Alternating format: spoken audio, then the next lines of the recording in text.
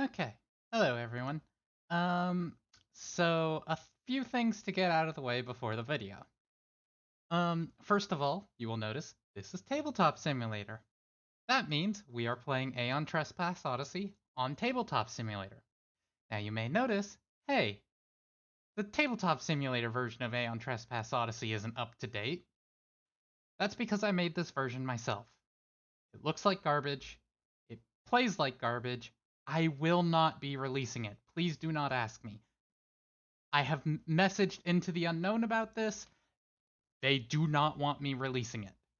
They have said as much. They said that they will have to take legal action if it was released.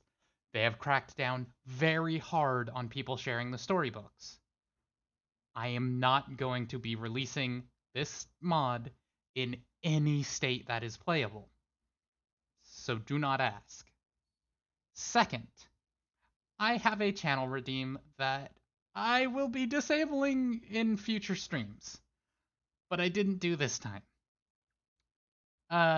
Normally when I'm streaming, one of the channel redeems people can redeem is a jump scare. It sounds an air horn directly in my ear, scares the shit out of me, everyone laughs, good time had by all. That was kind of left on this time, and that got redeemed a few times. So just a heads up, there will be a few jump scares. I will be disabling it in future videos of this series. And then the final bit, well, second to final bit, there were some technical difficulties. Near the end of the stream, my internet cut out. I do have the VOD from Vex, who I was streaming with, and so I will cut to his feed during those segments. However, it's going to be a little jumpy there. I can't really do much about that after the fact. I'm not a video editor. I'm doing the best I can. And on that note, there's some other difficulties in general. Like I said, the mod doesn't run super great.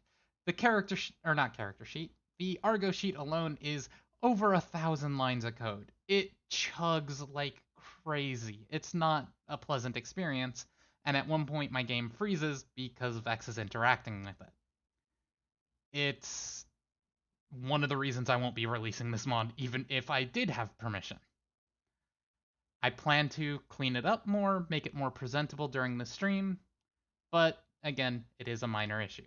Likewise, the scans can be better. I plan on improving them as the stream goes on, or as the series goes on, but at the moment, a few of them are a little crunchy. Heavy JPEG artifacting. I am working on fixing that up. And the last bit is I have played through this tutorial 4 times now. This is my 4th playthrough of it. So, I had Vex go through and be the one to read the rules, because I have found in my last 2 playthroughs, I have a tendency to accidentally skip things because I already know the rule. I'm not going to sit there and reread the whole thing, and so I skip a segment and then forget something important that I should have read. It causes problems, so Vex is doing all the reading. He is a professional voice actor, very good at what he does. I absolutely love his voice, and it's pleasant to listen to. But it means we're reading the entire rulebook out loud. It's a large chunk of this. And on top of that, at the start of the stream, Vex wasn't actually fully set up. So there's about, I think it was 20 minutes or so, where he is doing setup stuff. So, all of this is to say that I will be including timestamps in the description of where to jump to if you want to skip Vex setting things up, if you want to skip us doing just the introductory pre-scripted round, and as well as if you just want to skip the entire tutorial battle and just get to our thoughts at the end, where we kind of review just our first battle and how we think it compares to Kingdom Death and how we're enjoying the game itself. But I thought all of that you should know before you go in. Either way, I hope you enjoy the video, and thanks for watching.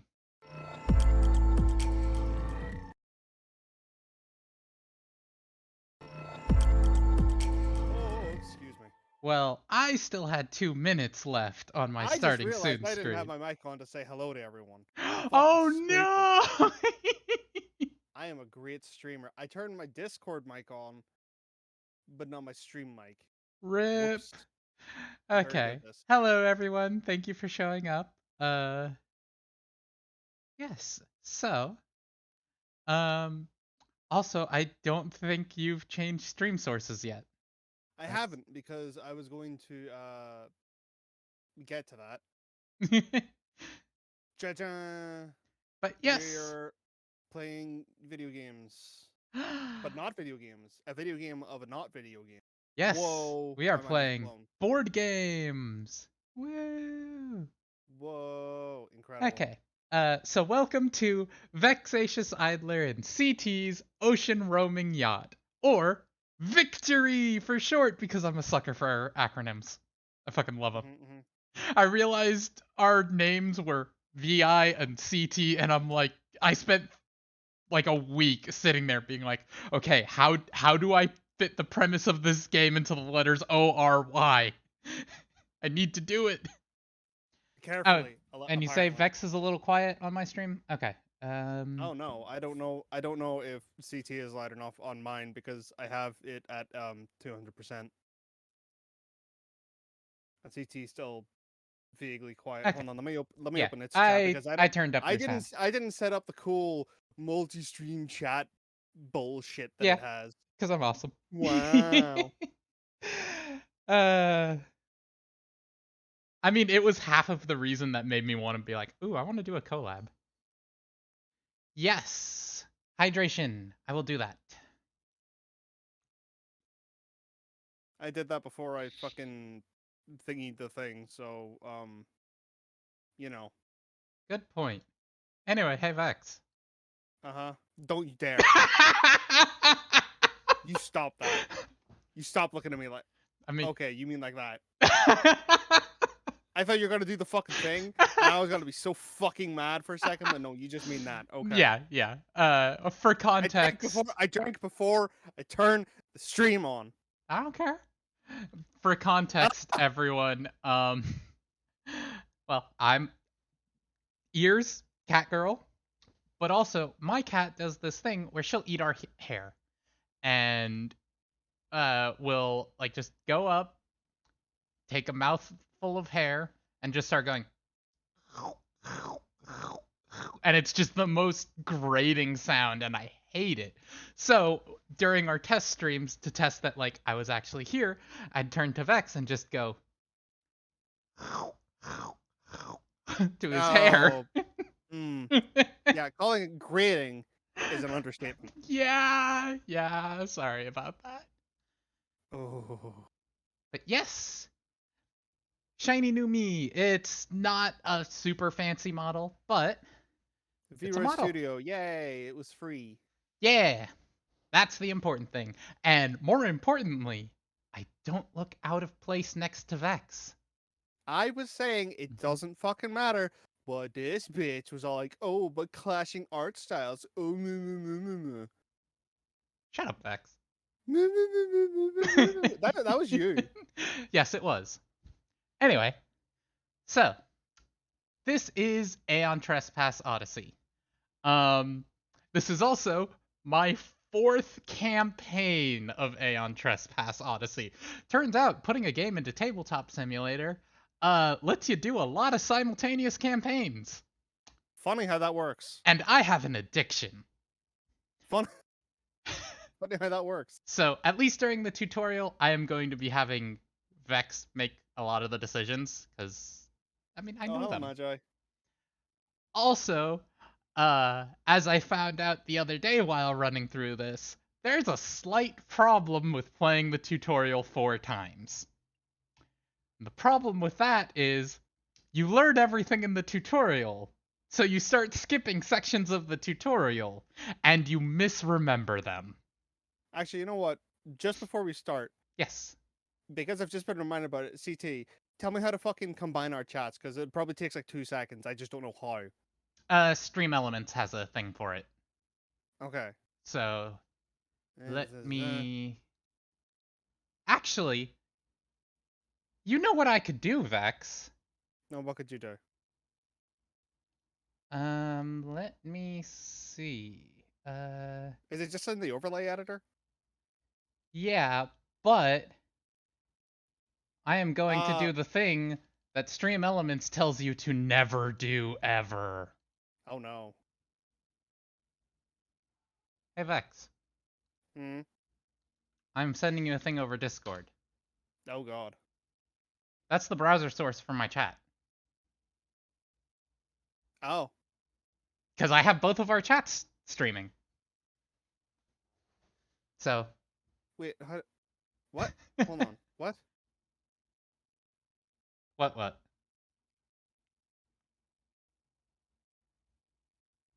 Okay, how does this work? It's just a browser source.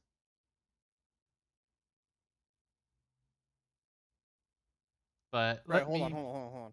let me find the actual overlay to send to you so you can set it up properly. Couldn't have done this before the stream. Because I only got reminded about it when we started. Fuck you. I should have asked. Stream element. If you're in CT stream, then both our chats will show up on CTs, and I'm trying to get it so both our chats show up on mine, and I don't know how. Overlays gallery widgets. Multi-channel chat for Twitch. Oh. Here you go. Here's the thing. Oh. Just plug my name into it, and it should have both of ours. Hold on.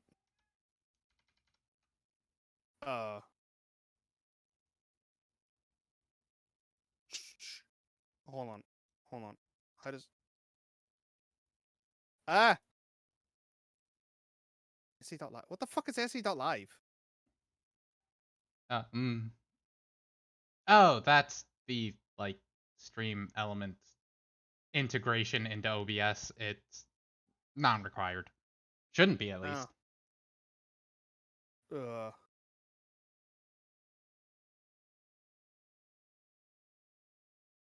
Right, hold on. I'm trying to figure stuff out. We're doing this live, folks. Yep. Literally, we're doing this live. Well, while you do that, I might as well take a second to say something for the VOD, which I'm planning to record like a fancy intro thing for the VOD, so I've probably already gone over this, in which case you can probably skip a few minutes. But you may notice, hey, we're playing over Tabletop Simulator. Hey, there's no Tabletop Simulator mod for Aeon Trespass. It's because I made it myself. And that's going to lead to people going, hey, can I have the mod for Aeon Trespass? And the thing is, that's illegal. I'd love to. You're going to have to ask Into the Unknown if I can actually release this, because that's a huge IP thing. They don't want to get into it. I have asked them myself, and they're like, yeah, this is an issue. Because I don't want to just release it and deal with copyright strikes on my Steam account. That's a pain in the ass. I've had it happen before because I mod TTS, and like I upload games, and I'm tired of releasing games without a creator's permission because it sucks. And I've had so many of my games taken down, and it's so much effort, and no. So, first of all, the scans are not super high quality. I did the best I could. There is going to be some cat hair on them. It is, like, I just scanned this for personal use. Aeon Trespass is Evangelion, but ancient Greek, is the quickest way to summarize it. We play as Argonauts in ancient Greece, just after the apocalypse happened. We have no memory of what the fuck's going on. We just wake up, get told by an old dude, hey, we need you to pilot these giant biological mecha and beat up a monster. And that's all we know. That's all you know about the story going in. The Kickstarter did have some additional info. It's a campaign game. It kind of straddles the middle ground between a role-playing game and a board game. In that it's a campaign. It will take weeks, months for us to play through it. Hell, it's gonna take us weeks just to play through the first chapter. Or cycle. It's gonna take us a little bit. Speaking of taking a little bit, Vax. Yes, hold on. I'm getting there. Fuck's sake. Uh, This is entirely my fault. It is. But you know what? I have never had a stream without technical difficulties at the start of it. I am just happy to not be, like, the one at fault. Yeah. Basically, I'm saying it's your fault. Westwind. Hello, Westwind. Hello, person who's in Vex's stream. That should work. Let's give that. Boshpingy. Right. Someone talk in CT's chat?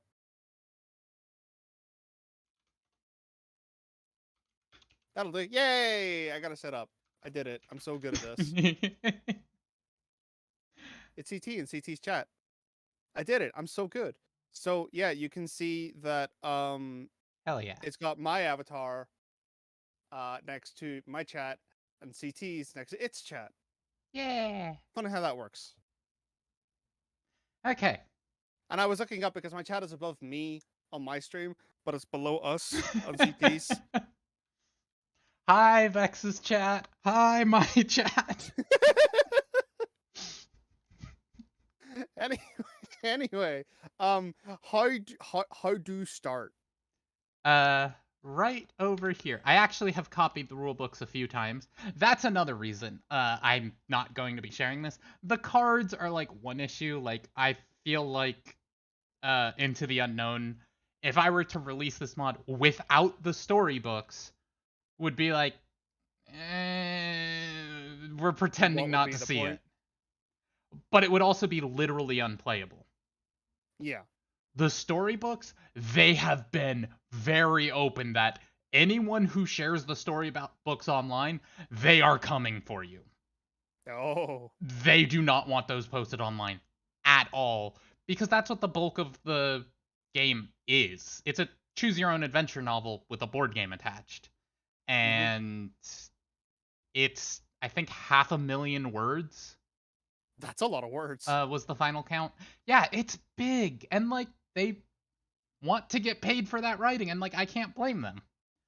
Oh, and I like how practical the board is. Oh, Magia, you're a Kingdom Death fan. Okay.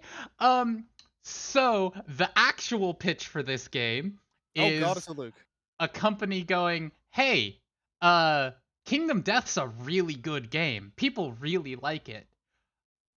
What if we took what if we took the parts about Kingdom Death that aren't good out of it and just released that?" And that's what it is. Like, the reason this board game has an AI deck, a body part deck, and, like, this whole board that looks pretty much identical, terrain cards, terrain pieces, 4 characters going up against an AI controlled monster. Yeah, it's it does what it was made to do. Yeah. Smash. It is a clone of Kingdom Death unabashedly. Like, it very much wears it on its sleeve, and they're like, yeah, no, Kingdom Death is good. We like it. We also think it can be better, and rather than being the kind of people who just complain online that, hey, this game could be better, we're just gonna make a better version. And they did, and it is strong enough to stand on its own. Like, Kingdom Death has its problems. I love it, but it was innovative as hell. And this is like, yeah, let's take advantage of that innovation, and they did. But yes, it is like cycles, timeline stuff, tracking everything. The ship is our equivalent of a settlement. The Argonauts are our equivalent of the survivors. Stuff like that. This is the Argo sheet. I see. Yes, our sheets are down here. Yeah. Which brings us to the first thing. I thought it was just a really big fucking character sheet to copy from for some reason because I'm stupid. So hey, Vex, down here we have 9 Argonauts plus 4 blank ones if you want to just make your own. They have backstories on the back of them, if you want to read Oh, those at all. incredible. I'll probably just read only the characters I pick. Mm-hmm. But yeah, each of them gets a bonus to one stat. If you create your own Argonaut, you just pick the stat. It Yeah, really it's does chosen not scale matter. 1. These are just, hey, I can't think of a character name. Give me Perfect that. for me. Yep.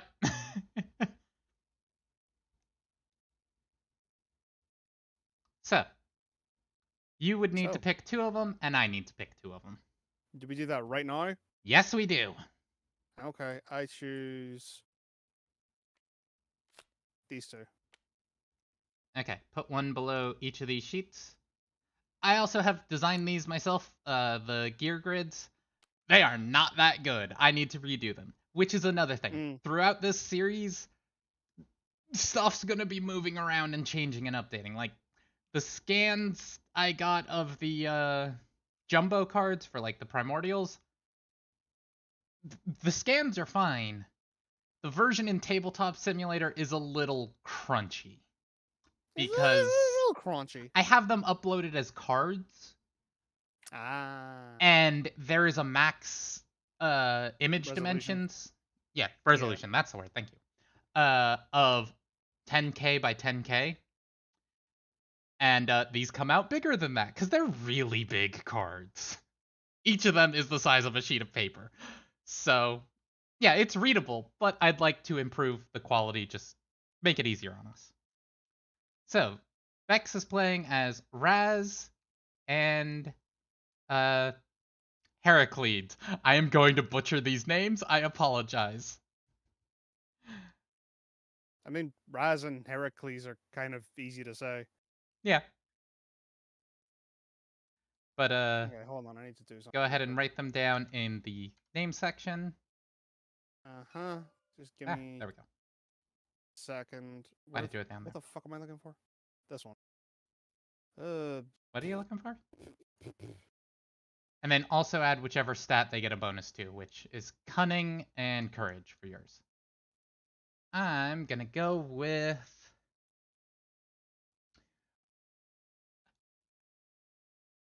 Otis Zero will be piloting Phylactera.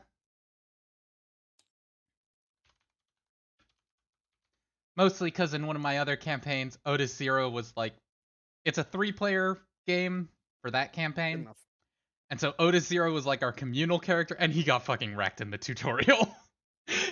He died so hard, so I want to do him justice and have him be like one of my proper characters. And As you do. As you limit, let's turn that up to 10. Penelope.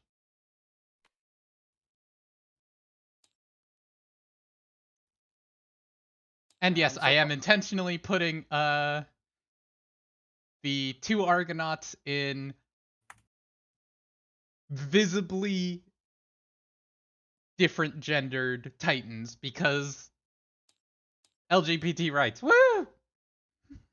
it's not Heracles at all. It's Heraclitus. Heraclides. I told you I was gonna butcher the names. Don't fucking come to me with this shit.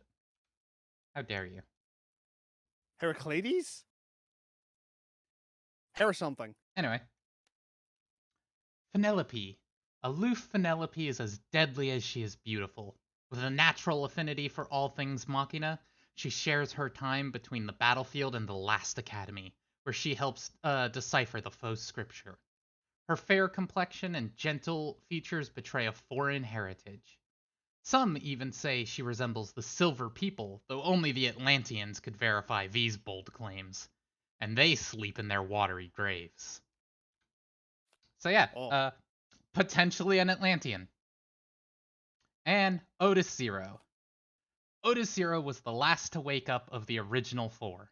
He's impulsive, nonchalant, and overly brave, or stupid. Many call him the Never Captain, for he wanted to lead the Argonauts, only for that honor to fall to Cersicard. Lately, Otis Zero sleeps uneasily. Terrible dreams haunt him. Visions of the 0 Point entity and its arrival in the skies above Alexandria. The blinding flash that sears the disappearing city skyline deep in its deep into his retinas. I am gonna get tongue twisted a lot. I apologize, everyone. I am not a public Well, it's a speaker. good thing I'm reading most of the stuff today, isn't it? Yeah. Those dreams are becoming more intense. A voice accompanies them now. It whispers, "Follow the light of Pharos." You're up, Vex. Oh, thank you for flipping it. Heraclitus is a bit lost. When he looks into his reflection, he sees an old man. His story's done and told, his debt for the world paid in full, with interest. This is what he sees. What he remembers is nothing. He's like a young boy, eager and anxious to be tested on the stage of Hellas. I fucking love his backstory. He's like, yeah, I'm an old man, but I have amnesia, so fuck you. Fuck it. I am 18 years old. Raz knows she hails from the Forbidden East, where an ancient empire is said to have risen to immense power and wealth.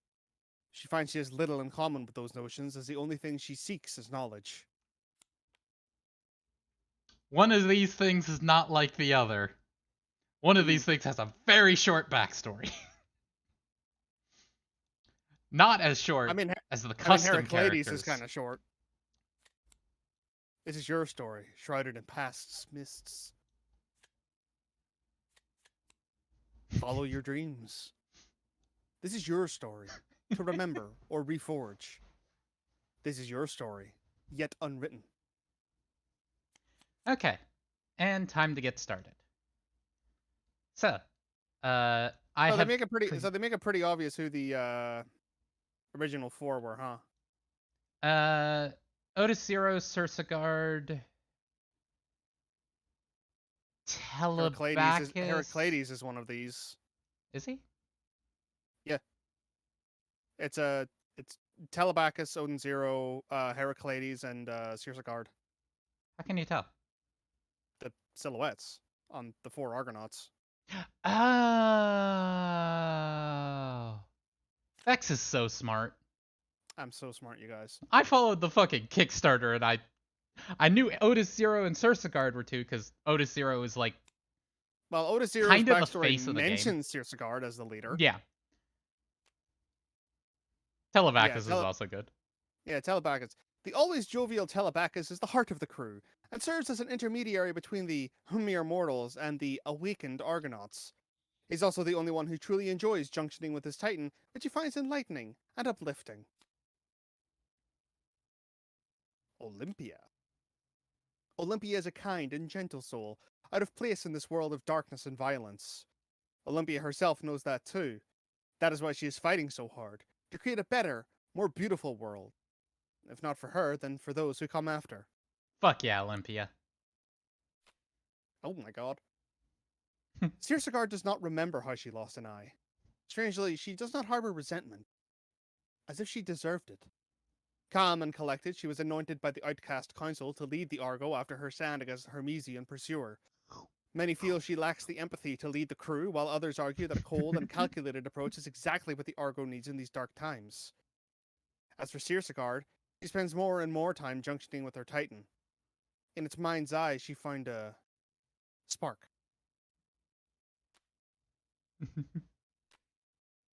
Leocules doesn't know who he was, and he doesn't care a bit. His body remembers. The hardships and the struggles of a life fought and won. The violence. He treats his awakening from the mausoleum as an opportunity to become a gentler, more empathetic man, at peace with himself. And finally, Fisher. Fisher is told she looks cold and calculating. She likes it that way. It makes her interactions with the world that much easier. She's pragmatic and driven, though she knows, maybe better than anyone else, that the Argo's mission is bigger than any single ambition. She will make sure it reaches its destination. Whatever it is. Hell yeah. And that's all the characters. Okay. And that leads us to the Learn to Play. I have created a couple copies of both the rulebook and the Learn to Play. There's one below each of us, and then a communal one up here. I'm grabbing my Learn to Play then. Okay. I'm popping it out to the screen. Yeah. Yeah, I am going to hide the top menu. There we go. On the blank page. Yeah, I needed to get the page numbers to line up properly. It was just Yeah, easier that way. nobody knows. Everybody has amnesia. Yep. All right, so Which was actually the same case for Kingdom Death. Although in Kingdom Death, it wasn't so much amnesia as you're newly you, born. yeah, you're adults who are 5 minutes old. Yeah. Just spawned fully form in the middle of nowhere and just wake up like, what the fuck? Huh? And get Oh, attacked a by a lion. fucking lion. Which, Why is the floor corpses? Why is there a lion? I ripped its nutsack off. Why is it angry?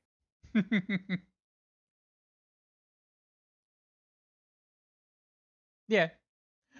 Anyway, Bex, would you like to read? Arise. All right, let's go. For a long while, there was nothing. Then, excruciating pain. You awaken to the cold embrace of the old priest's wiry hands, his wrinkled face an unsung epic unto itself, his tired but fiery eyes telling you that epic is not quite finished. Awaken, dreamer. There is need. You are rushed through the half-lit corridors, sandals clanging on the metal floor, hurried shouts cheering you on. You enter a giant round room the priest called the Union Balanean. Green liquid pours from bronze pipes and into a large pool in the middle. Long, thick roots hang from the ceiling, each tipped with a metallic spike. Is there a tree, you wonder absent-mindedly? The old priest does not waste time. Hecaton comes! It crawled onto the ship when we entered the shallows. We are the flame it wants to extinguish. Let it not. Dive in the pool, O Argonaut, and dream the dream of power.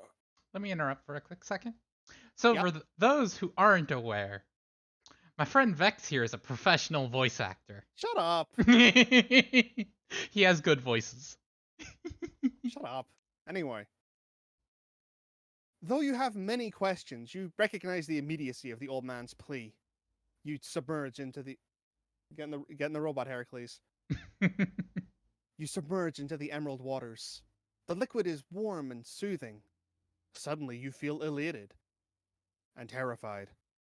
As another consciousness makes its presence known, you start to lose your sense of self. You feel that other more palpably now, simple and unrefined, raw and primal. Tremendous power of a titan. How do I control it? Then through struggle. The last words of the priest are drowned by the mighty bellowing roar of the Hecaton. So, up to you if you want to read all the rules out loud. Like I said, my issue is I've been through the tutorial 4 times. I know what's It will coming. probably be better for everybody if I just read everything. Yeah. It won't be good for my throat, but it'll be good for everybody else. If you want, I can read the rule segments. Nah, it's fine. I got You this. sure? I'm sure. Okay. Welcome to Aeon Trespass Odyssey. This learn-to-play book has been designed to ease you into its various mechanics and intricacies. Whenever you see a box like this, you'll know a major element of the game is being introduced or expanded upon. If a specific rule is not found here, it will be in the rulebook. Aeon Trespass Odyssey is a game about adventure. Interruption again. That's a fucking lie. There are several rules where the rules for them are you don't know, fuck off. This means nothing to you right now. I'm gonna go ahead and just jump forward in the rule book a little bit. I'm stealing your rule book, Vex.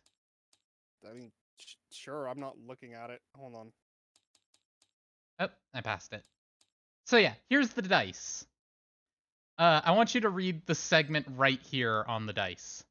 The custom D6s. Give me a second. You bitch.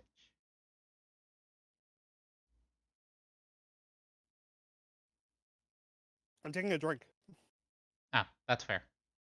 That's when I'm gonna have to grab a bottle of water because I don't think Diet Coke is gonna do much for my mouth. That's fair. Entirely fair. Excuse me. Anyway. All of dice or just the part about d6? Just the d6 part. Custom d6 dice with power and potential results used for power rolls and armor rolls. These come in 3 different colors, see Power Dice tiers page 50, and they are limited by the number of dice provided in the game box, see Power Dice limit page 50. Each power die has a different spread of symbols: power, potentials, and dot. Don't worry about the dot, you'll learn about them one day. That happens a lot in the rulebook. The rule of thumb is if you don't know what a symbol means, you ignore it and move on. If you don't know what a symbol means, you will eventually. Yep. So there are several game elements that have stuff that comes into play in the future, and just I'm not a huge fan of that, to be honest. It's like the one major complaint I've heard about the game is sometimes you'll like get a map tile and it's like, I don't know what the fuck this means. What's the symbol do? It's not explained anywhere. And there's so many threads on Board Game Geek of people being like, what the fuck does this mean? And like 5 replies going, ignore it, keep playing. Yeah, it doesn't sound too hot, but Yeah, we'll it sucks when you're first learning a game and like at the same time, I understand it because you Yeah. don't want people to get overwhelmed with the 500 different fucking rules. yeah. It's a big rulebook. Anyway. Sorry for the interruptions. That's fine. I mean, it's for everybody's benefit, not just mine. Yeah. Aeon Trespass Odyssey is a game about adventure, exploration, and fierce battles with giant monsters. It's a cooperative board game experience for 1 to 4 players played over multiple sessions, making up a campaign called a cycle. It combines elements of adventure and civilization building games. You will travel around ancient Greece on board a giant city ship called the Argo, go on adventures, develop new technologies, craft new weapons and gear, train your Argonauts, create new titans, do battle with primordials, and much, much more. On the next pages, you'll find instructions on how to prepare a battle and slowly move from there. Every battle is fought on the battle board, with miniatures representing primordials and titans. Now see number 1, Argonauts, Titans, and Primordials. You play as Argonauts controlling Titans, not the Titans themselves. Think of this as being at the steering wheel of a 30-foot tall wild giant. This is why you get separate Titan and Argonaut sheets and Argonaut portrait cards. As the campaign progresses, you will unlock many new Titan classes, each represented by a separate Titan sheet. On the other hand, you're stuck with your Argonaut until they die or otherwise leave the ship. At the start of the campaign, you get an Argonaut portrait card, which provides you with a small skill bonus and an optional backstory. We encourage you to create your own. And an Argonaut sheet, which you will use to note your character progress and other useful things. Primordials are the sworn enemy of all mortals. They appeared after the Eschaton, a cataclysmic event that wiped out the Olympian gods, and are hell-bent on destroying what's left. These are unspeakable monsters larger than even the Titans. There is no negotiating with them. You will either be victorious or die. No pressure. No pressure. Oh, did I mark my stat? You better have. I didn't. How dare I am you. doing that now. I know. Courage. What's wrong with me? Not doing my actual character building. Anyway. The Argo sheet serves as the main means of tracking your campaign progress, resources, diplomacy, available titans, and other campaign statistics. Whenever you gain or lose any of these statistics, adjust their value in a corresponding section of the Argo sheet. The Argo is your life. You may lose a battle. You may lose titans. You may even lose Argonauts. But if you lose the Argo, you're done. You can find an Argo sheet for each cycle at the end of the corresponding storybook. For cycle 1 Argo sheet, blah blah blah. We have one set up. It's over here. I'm gonna go ahead and suggest you don't read the next 2 pages. Because it's just setting up and you've already got it all set up. Yeah. There is a box on the Triskelion, though. Yes. The Triskelion is the heart of Aeon Trespass Odyssey. It's a triple dial that represents 3 important attributes: danger, fate, and rage. These are shared between the Argonaut and the Titan. They are always in flux and go up as the battle goes on. Danger measures how close to death you are, fate how much luck you've used up, and rage how powerful you've become. So I was mistaken about a thing. See, this is the issues with playing through it 4 times. You think you know the rules, and then you don't, and so you skip over stuff. And you miss out. One of those rules being the priority target token. Vex, you've played Yep. Kingdom Death. You're familiar with the priority target token. The There it answer is no, is. you're not. It is different than this game.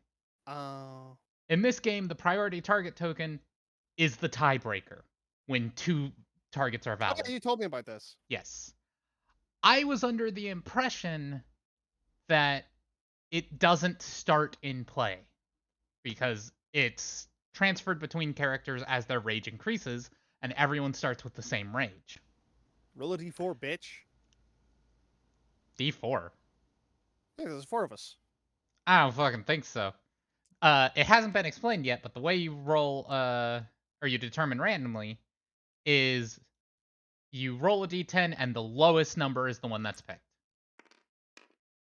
What if 4 and it's 3. over? What if it's over 4 then? Roll again? Vex, roll both those dice. Oh, it's roll low. Everybody rolls. 2. Okay. Okay. And it is Ulyssia. Beep. Yeah. Okay. I will say, funniest part of the rulebook to me. Oh, ah, Ah! Stop fucking my pages. no. Is there are like 26 parts to the setup, as you can see at the end there. It ends with draw the top card of the minor trauma deck. That one we have to do ourselves. But yeah, there's 26 steps, and then it ends with, and just like that, you're ready to go. Just like that. Just Just like like that. 2 pages. In 26 easy steps. Uh-huh. So, let me go ahead and do that now. Vex, draw the top card of the minor trauma deck. Wabah. It looks west. Yes. Nice. I should have asked before this. Are we happy with the placement of our Titans? I suppose it doesn't actually matter. It doesn't really matter. We're indicated to put them in these positions anyway. Yes, but we can choose who's where. That's fair. That's fine. It doesn't matter. We'll Yeah. roll with it. Honestly, the only part that matters is the priority target is whether or not they're in front of it. Yeah. Anyway. Moving on.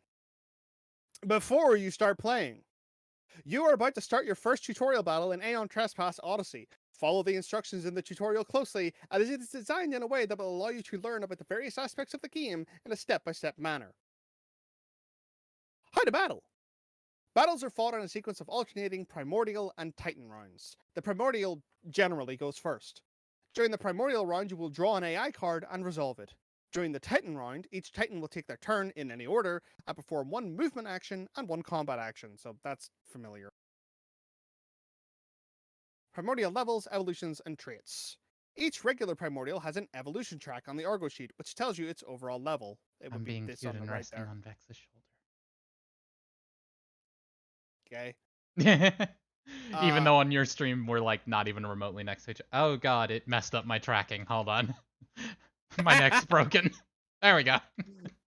Each time you begin a battle with a Primordial, mark the leftmost empty space on its evolution track.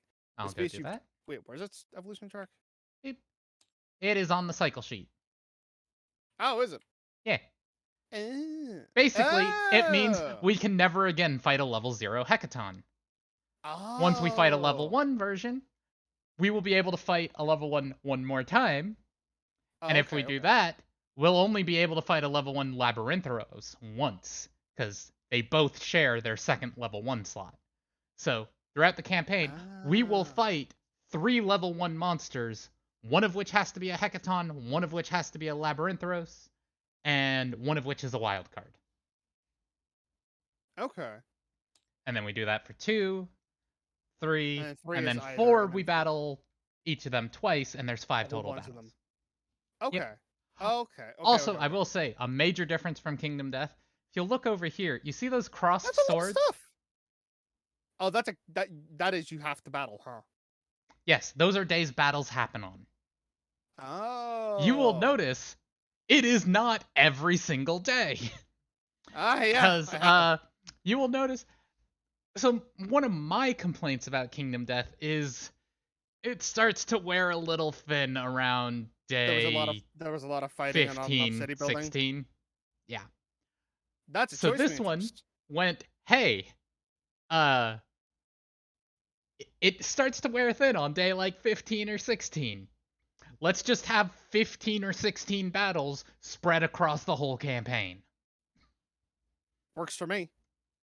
It also means you get a lot more technology development steps between each fight. Yeah, it means you get to So, actually build yourself between each fight, so you're not thinking, right, mhm, I just fought a level whatever, now I have to fight something that's level like 1 in order to just get more not gear. die. Yeah. Oh, Yeah, also that's fun fair. fact, another difference in this game. If you lose a battle, You move on. you keep going and you get resources based on how much damage you dealt. Oh, so there's a pity system. Yes. Oh, that's cool. Yep. It's like what Granblue put in recently, where whenever you're doing a raid, if it doesn't finish, you still get rewards based on how much damage you actually did to the boss, Yeah. which is nice. I don't know shit about gotchas, so. Oh, there's a text. These are all text fields. There sure are. Oh, did my game just freeze? Um, please no, tabletop simulator. No. Oh, that's not good. Oh, okay, okay, okay. Whew. Okay, but what I was saying was underneath the second part of the timeline, there's a lot of empty spaces. Which makes me wonder if if campaigns don't if Vex, are you the next interacting with something specific? Because it keeps yeah, your freezing up. Argo sheet. Oh, every time you were clicking on it, it freezes up for me. That's fucked up. But like down here, there's more text boxes. Yeah, Is that's that laziness on my part. laziness on your part because other campaigns get longer and you can be fucked? I redesigned the Argo sheet. This is actually 2 pages front and back. I just layered them on top of each other. Ah. And I repositioned stuff slightly. Like, you'll notice this gap right here. Uh huh. That is because there are more monsters in future campaigns, and I wanted to just reuse my scripting for the sheets. Because, again, I'm making this for myself. I don't give a shit. Yeah, that's fair. So, like, it doesn't look great, but everything's lined Mm-hmm. up better. The stuff up here, the Argo Fate, Strangers, stuff like that, those are actually like thinner. It's normally blocked off right here, and it's Mm-hmm. just Argo Fate knowledge, and then Stranger or Titan Limit is like here. Mm-hmm. Titan Limit is right next to the Titans. That makes sense. Mm-hmm. But those stats kind of shift in place a little bit from campaign to campaign as your hull and crew increases in future campaigns. Ah. So I repositioned all of those so it's in the same location and I can just re thingamajigger it. Mm-hmm. So yeah, a lot of it is just there for I don't want to fucking deal with it. That's fair. Okay, anyway, let's get back to Yes. almost actually playing the game that we've been sitting here for 45 minutes waffling about. You're okay going longer than usual, right, Vex? I mean, if we're in the middle of it, sure, I guess. That's fair. I doubt we're gonna get further than the first tutorial battle. Oh, yeah, of course. Anyway, oh, big stretch. Right. I'll just start over. Each regular primordial has an evolution track on the Argo sheet, which tells you its overall level. Each time you begin a battle with a primordial, mark the leftmost empty space on its evolution track. The space you've just marked signifies the primordial's level for the current battle. If a space is shared between primordials, it means that you mark it only once. When you get to that point on the other primordial's evolution track, simply skip it and mark the next free space. Each level is designated by a large numeral. As a primordial becomes stronger, not only do its basic attributes increase, such as to hit, speed, and wounds, but it also gains additional traits. These dramatically change the primordial's tactics and sometimes even the rules and conditions of the battle itself.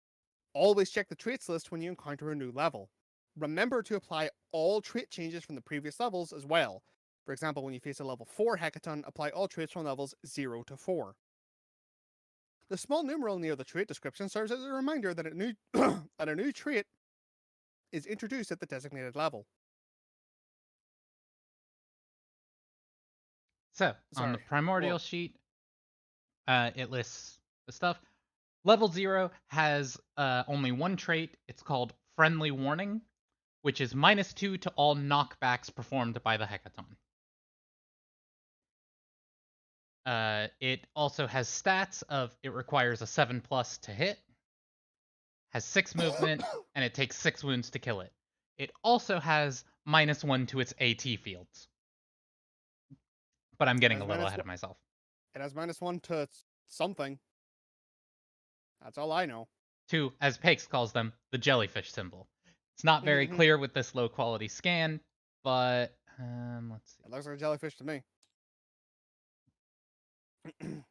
Anyway, Jellyfish symbol. yeah, it's a jellyfish.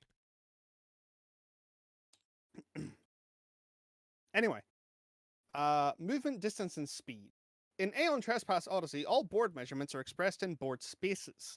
All movement happens in cardinal directions, never diagonally. All range is also counted in cardinal directions. Both Titans and Primordials have a speed value.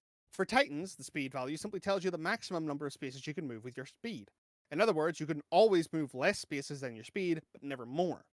For the Primordials, it designates the maximum number of spaces they can move with the move instruction, but they will only move as many spaces as they need to reach adjacency with their target. If there was more than one equally viable way of drawing a path during primordial targeting or movement, it's up to you to decide which to choose unless stated otherwise. Pick the one that hurts less. That's the difference from Kingdom Death right there. Yep. Kingdom Death, where it just flat out says, take the one that hurts more. Yeah. Each primordial is represented by a large primordial sheet that includes all of the basic information about a given primordial. For this battle, you will mostly refer to its level 0 stat line. The Hecaton Also, the Hecaton, yeah.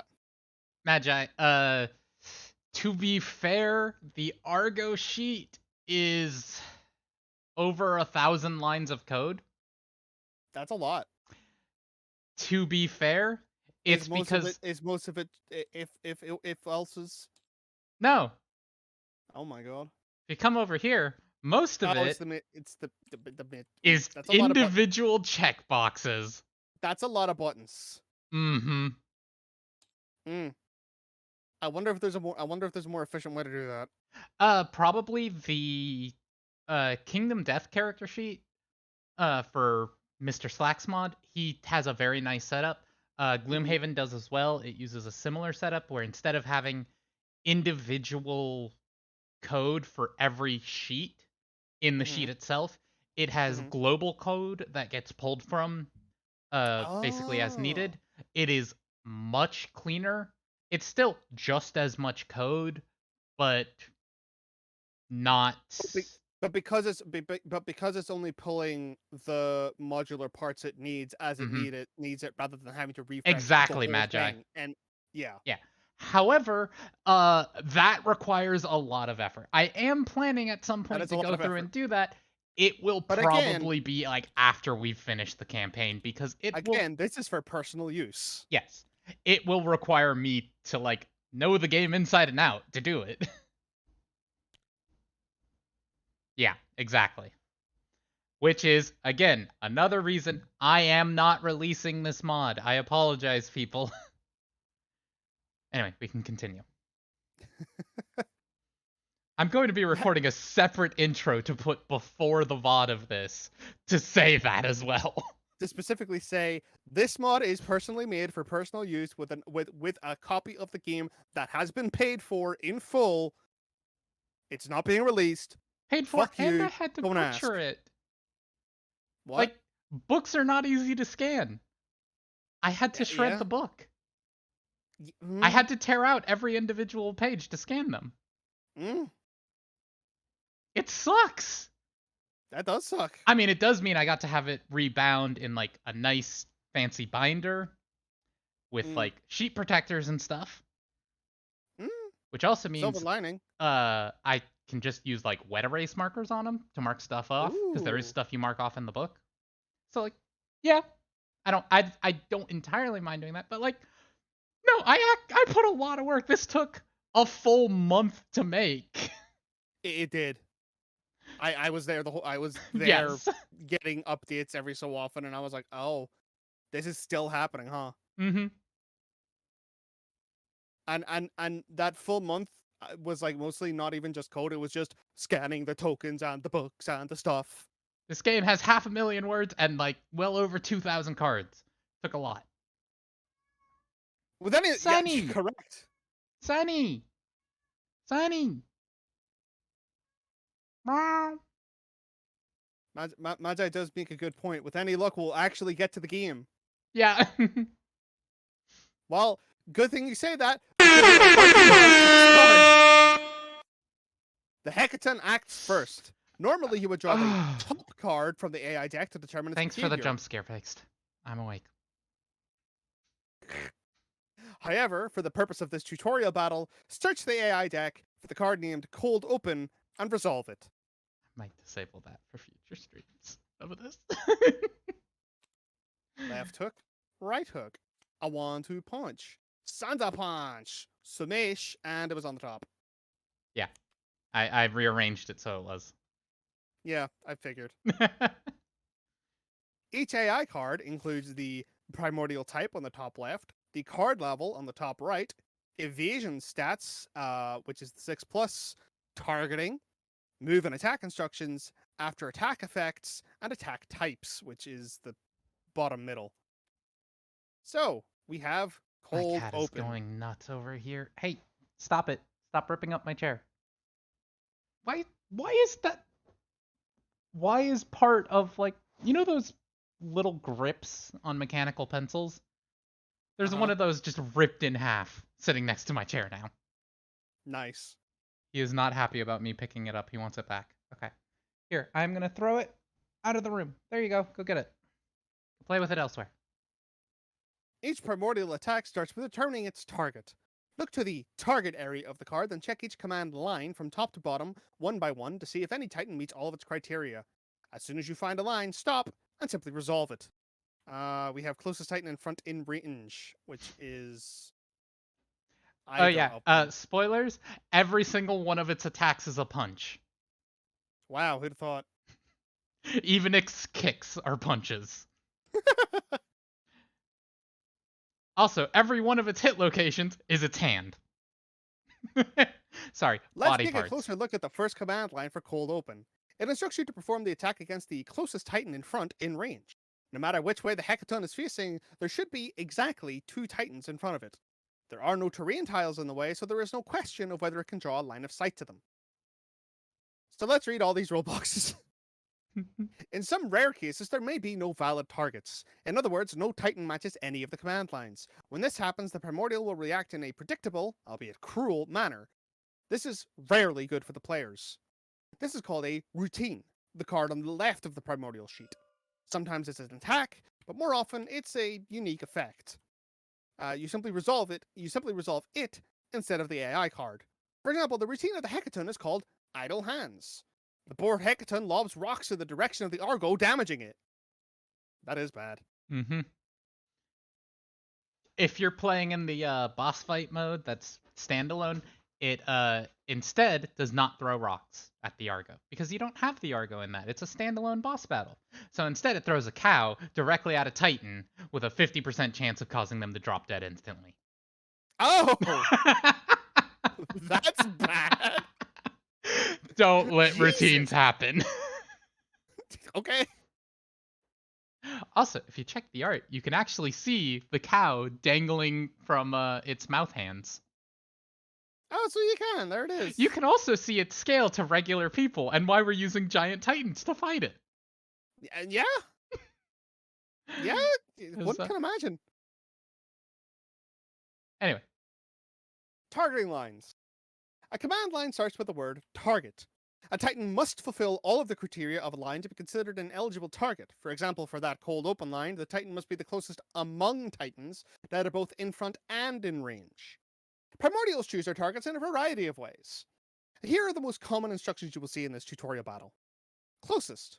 The Primordial can reach the target with the shortest move among all possible targets. In front. All spaces beyond an imaginary line passing along the edges of the spaces occupied by the Primordial miniature's front and within line of sight. So, for example, this. In range. The Primordial can reach the target by moving a number of spaces up to its speed value and perform an attack against the target. For example, the Hecaton has speed 6, so to attack, it must be able to reach adjacency with the target by moving up to 6 spaces. Note that not every targeting line requires the target to be in range. If it doesn't, the Primordial may target a Titan it cannot reach. In such a case, it would simply move toward the target and end its activation, unable to perform a melee attack.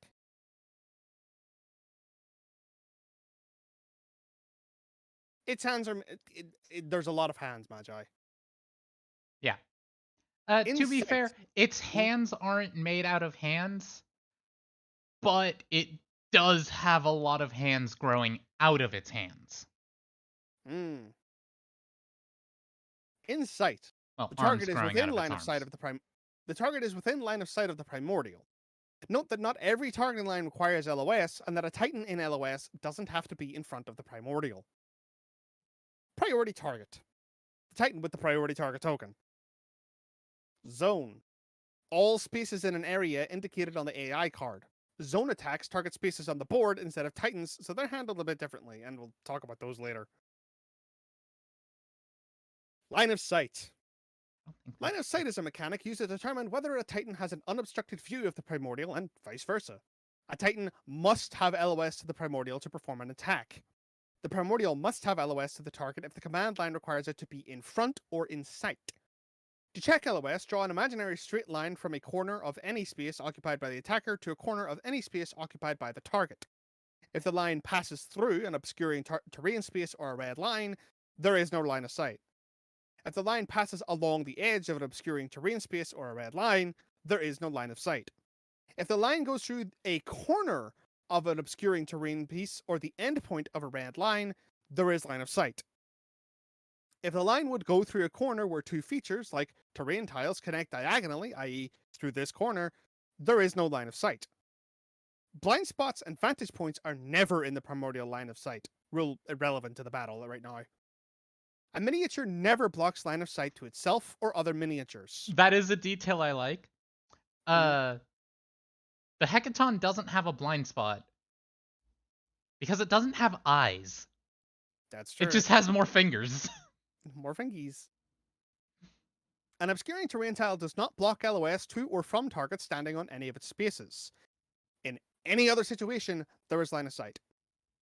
For example, Herodotus, number 1, over here on the left of the image, does not have LOS because there's a red line between him and the Hecaton. Ulyssia, over here, does have LOS because the line touches only the corner of a tile. She wouldn't have LOS if the line went through the tile or along its edge. Solon has line of sight, even though he is on an obscuring terrain tile, because terrain tiles never block LOS to themselves or miniatures on them. Also, I want to interrupt again for a sec for something I'm very proud of. It's hard to see in here. Let me pull it up in the rulebook because the rulebook's like an official PDF, so it's a bit easier to make out details. Actually, keep reading while I pull it up. And finally, Philoctera, however, is fully behind the obscuring terrain, so it blocks LOS for her. It is worth noting that the reverse is also true. The Primordial always sees Titans that can see it, and vice versa.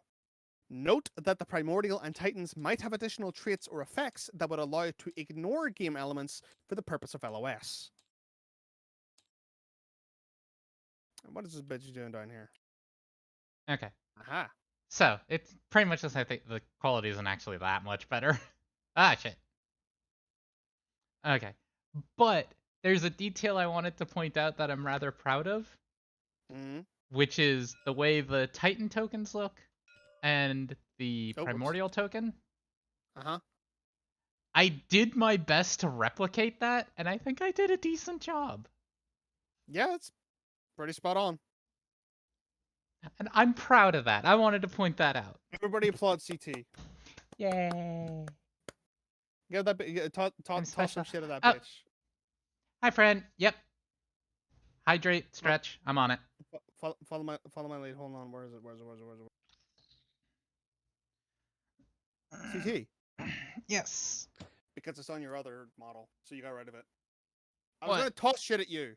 Oh, yeah. I also disabled that because, yeah, it's on my other model, and this one's not set up for that. But you still have head pats, so I'm redeeming it anyway. Fuck you. I think it's probably going to end up head patting, like, in the middle of us, but let's see. Let's see.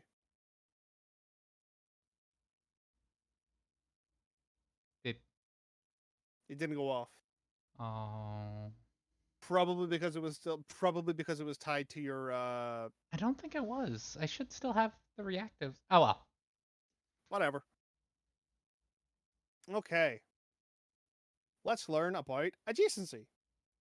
A space is adjacent if it shares an edge with another space. Diagonal spaces are not adjacent. Red lines block adjacency for titans, but not for primordials. Kind of important. Primordials, and titans for that matter, cannot move diagonally. To approach a target that is not positioned in a straight line from them, they will zigzag toward it. In other words, move one space in a given cardinal direction, turn, move again, turn, and so on, until they reach a position that would allow them to continue moving toward the target in a straight line. The players may decide the starting direction, horizontal or vertical, of primordial movement. This is important.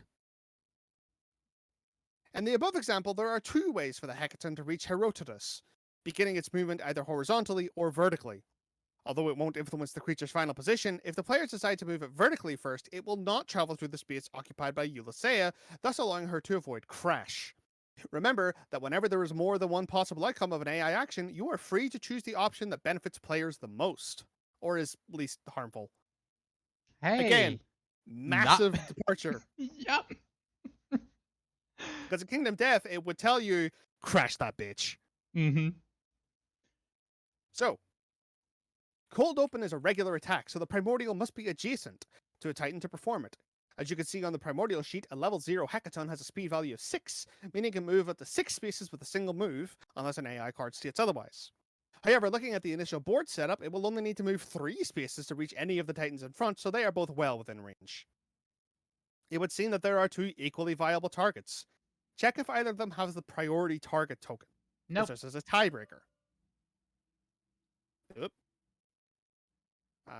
That is correct. The priority target is on Ulysses. Ulysses is over here. Yep. So, if 2 or more Titans are eligible targets and one of them has the priority target token, the Primordial will target that Titan. If none of them are priority targets, however, it's up to you to decide which one of them becomes the target. Oh, they're both mine, so it's my decision. I'm gonna say punch Otis 0 in the face. So Phylactera. That's gonna go Which one's 1, that? 2, 3. Hold on. What? Once the target is chosen, proceed to the move and attack section of the AI card. Primordials always travel along the shortest possible path and can move through any other game element unless explicitly stated otherwise. However, they can only move in cardinal directions. So to reach its first target, the Hecaton must zigzag its way towards it. Thankfully, movement is resolved one space at a time, so just move the miniature one space in one direction, turn, move again, then turn, then move again. Finally, if the Hecaton is not facing the Titan, turn it so that it does. Now you may move that son of a bitch. There we go. Falcon punch. Not yet, we gotta learn about crash. Be careful. If the Primordial moves through a space occupied by a Titan figure, that Titan suffers a crash. And if it ends its movement on top of a Titan in addition to crash, that Titan suffers unavoidable knockback equal to the Primordial's knockback value? Yes. So 5. what is crash? So it is crash. Basically, it's a collision. The subject of crash raises their Danger. danger value by 1 and suffers knockdown. It's probably on, yeah, alpha, so danger.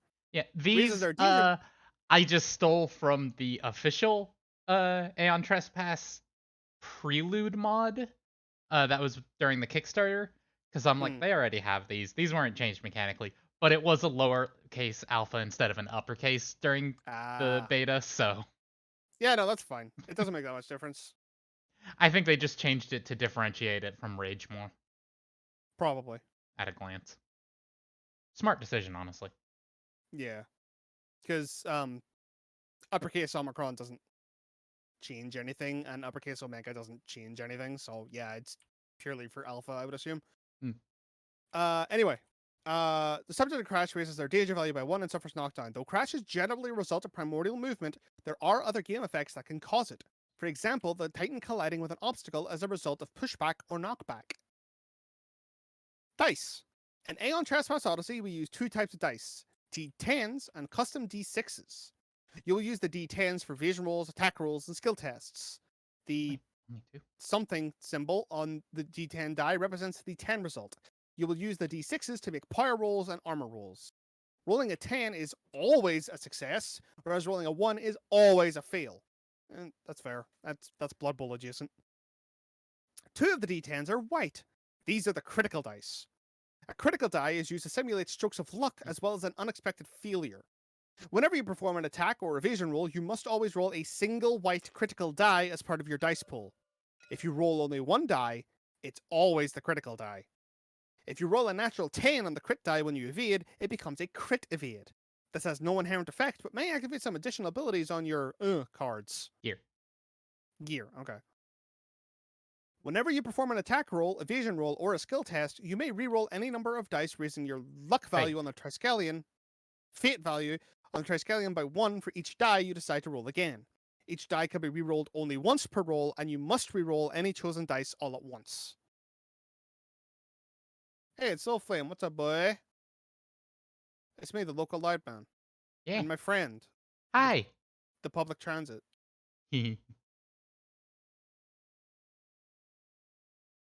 Okay, finally, it is moved, and finally, we get to the point where we get to roll dice. It only took An hour. an hour To be and 10 fair, minutes.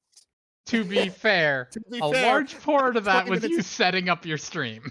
Yeah, about 20 minutes of that was my fault. Yeah, that happens. My interruptions aren't helping. It's punching time. In Aeon Trespass Odyssey, you do not roll to see if the attack hit. Rather, you roll to see if you could evade the hits in time. Also different from Kingdom Death. The player controlling the target, a Titan, rolls a number of d10s equal to the evasion dice value on the AI card. 4. To defend against Cold Open, you must roll 4 evasion dice. Now, that's bad news. Each die you roll is a potential hit. So that's 3 black dice and 1 white. Now, I roll 4 dice, one of them white, and compare your results to the evasion roll's difficulty, designated below the evasion dice value. Crit fail! Cold Open has a difficulty of 6+, which means that every result of 6 or higher is a successful evade, whereas each die showing 5 or less is a hit. In the future, you'll gain equipment that gives you an evasion roll bonus, increasing your result on each evasion die, thus effectively lowering the evasion roll difficulty. Don't worry if your roll wasn't the best. You had 1 evade. You may re-roll your evasion dice by gaining fate. I'm gonna warned, do though, so. Fate is a precious supply you should not spend lightly. Note the trigger box next to its move and attack command. If your luck fate was 3 or higher at the beginning of the attack, you would have rolled an additional evasion die. Tempting fate may be beneficial, but it always comes at a cost.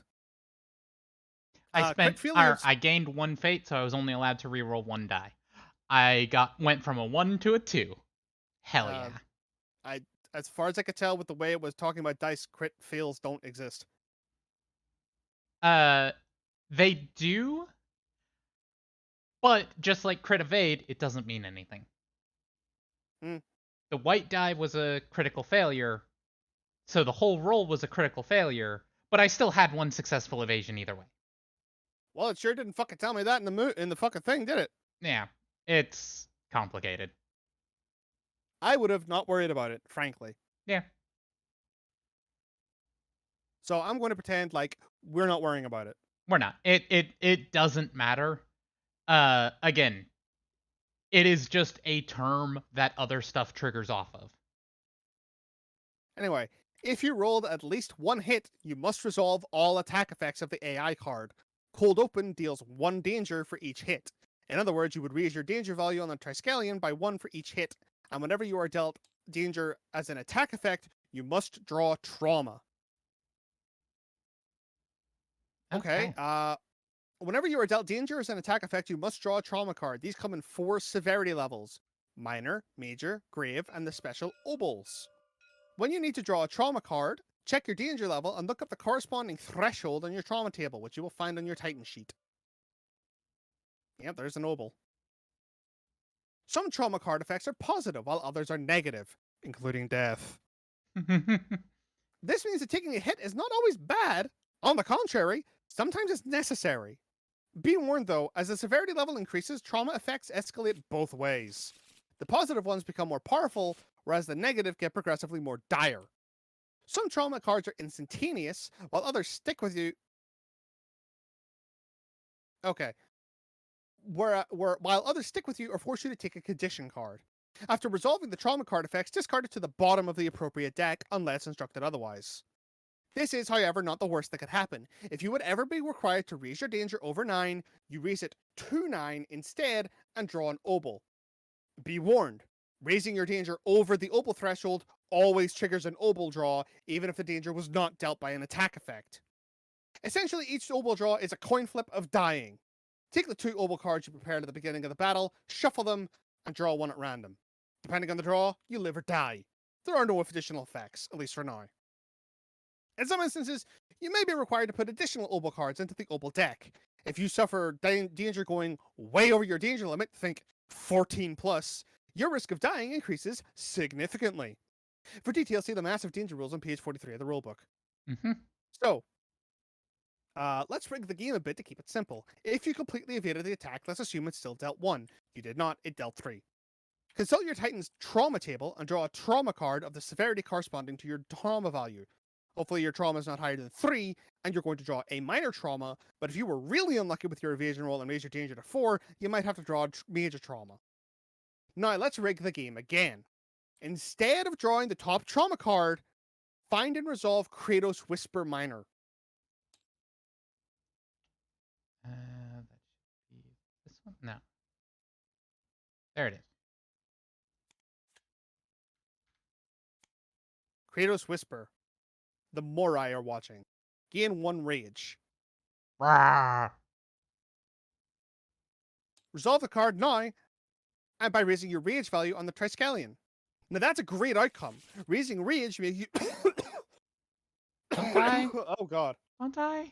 Raising rage kills me. However, whenever you raise rage, you must compare it to the rage level of the Titan with the priority target token. If your rage is higher, you're the priority target. I'll deal with that later. Yay! As all of you had 0 rage until now, take the priority target token and put it on your Titan sheet. If there were any other attack effects, such as gaining condition, you'd resolve them now. Since there are none, you can proceed to the after attack effects. A lot of AI cards have after attack as the last step of an AI card. Note that these effects are completely separate from the attack, therefore they get resolved even if the actual attack was fully evaded. For example, the player rolled no hits, or if it wasn't performed at all, for example because the target was out of range. At the end of the cold open, Hecaton performs pushback 3 against the target. C14 pushback, which we will in a second. Yeah. Once you're done resolving the after attack effect, the attack ends. Place the resolved AI card face up in the AI discard space.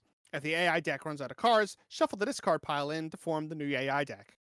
There are no additional effects or traits to resolve, so as soon as you finish resolving an AI card, the Primordial round ends and the Titan round begins. Let's read about pushback. Primordials are giant monsters and tend to throw the Titans around the battlefield like ragdolls. This is reflected by various keywords like Pushback X you can find in their Primordial sheets, AI cards, and BP cards. See Knockback and Knockdown for additional keywords used by the Hecaton. Pushback X.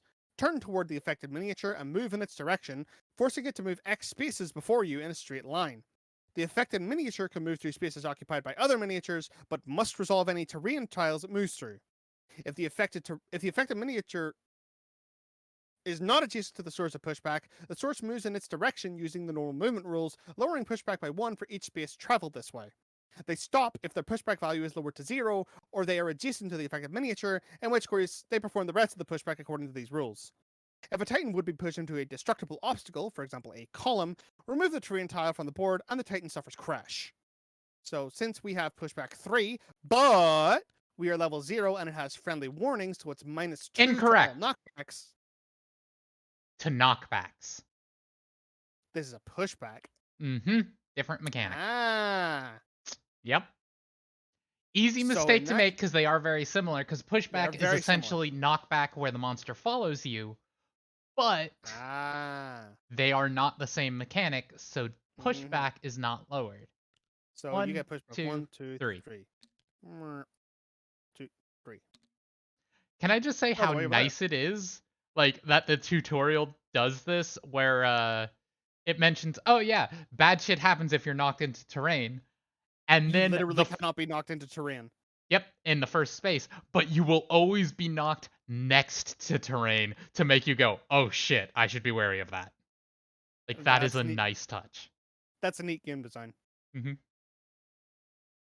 They did really well compared to Kingdom Death, where it's just the tutorial fight has no terrain in it. We'll introduce that later. This was actually a really good idea. I approve. Alternatively, if they get pushed horizontally, the primordial goes through terrain, but not the Titan. Yep. So you have to crunch the terrain. That's neat. I like that. Yeah. All right, Titan round. During the Titan round, you are free to take your turns in any order you like to make the best of the technical situation at hand. A Titan's turn consists of 1 combat action and 1 movement action. Now, depending on how the primordial round went, the Hecaton can now be in various places on the board. However, regardless of its exact position, there should be 1 Titan adjacent to it. The target of the attack, 1 5 spaces away, 1 6 spaces away, and 1 10 spaces away.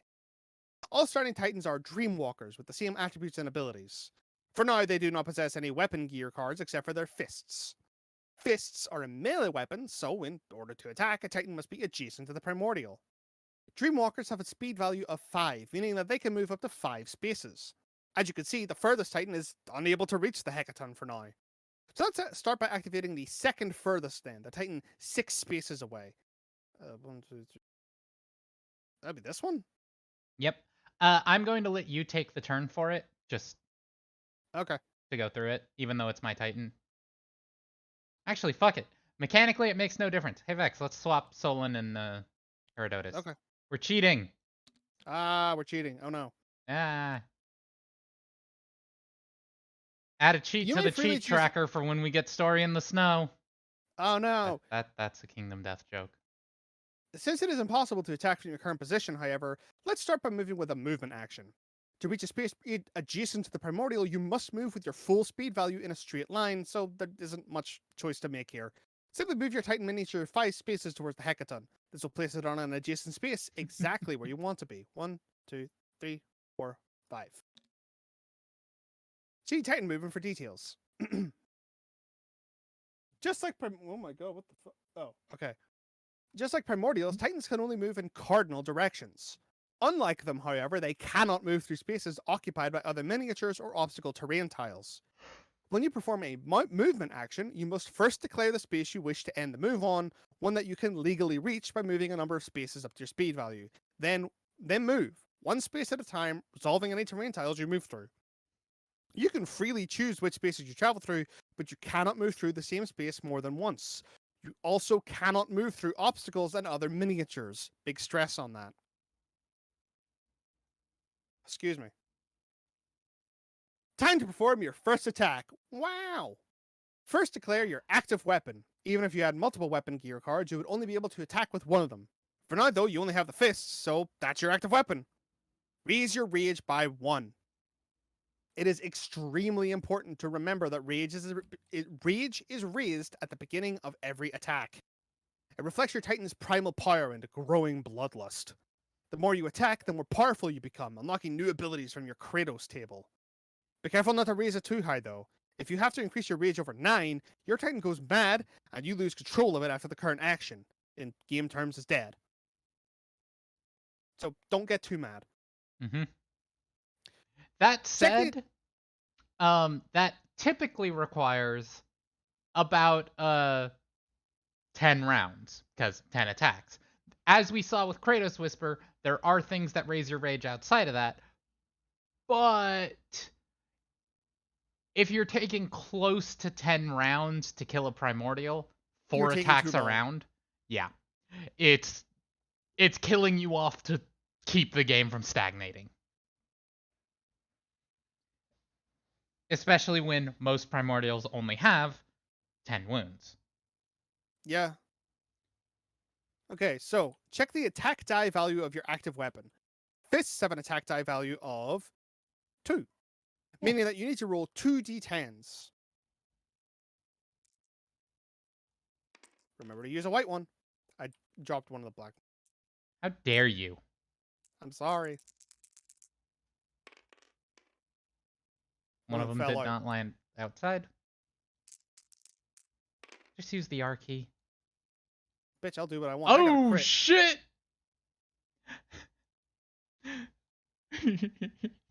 Sorry, Max. Each primordial has a 2-hit value that determines how hard it is to successfully hit them.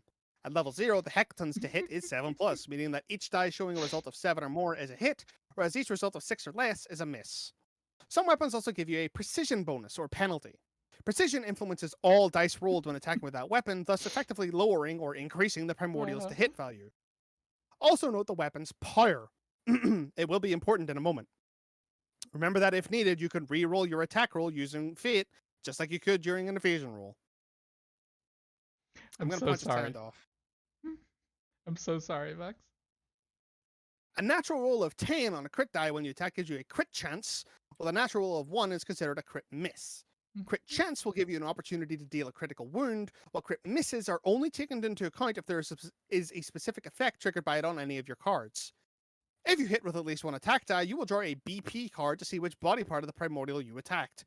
If you get miss results on all your dice, it's considered a full miss. Your attack then immediately ends, and you skip all further steps of the attack sequence, but clear the Kratos pool nonetheless. Kratos tokens are the main way to support your fellow Argonauts as they increase their chances of hitting and wounding the primordial. There are 2 basic types of Kratos token. Opening. Each opening token in the Kratos pool adds +1 to the result of each die rolled in the attack roll, effectively lowering the to-hit value of the primordial. Break. Each break token in the Kratos pool allows you to treat a single potential result on a power die as 1 wound. Break instead, effectively making the primordial easier to wound. Power.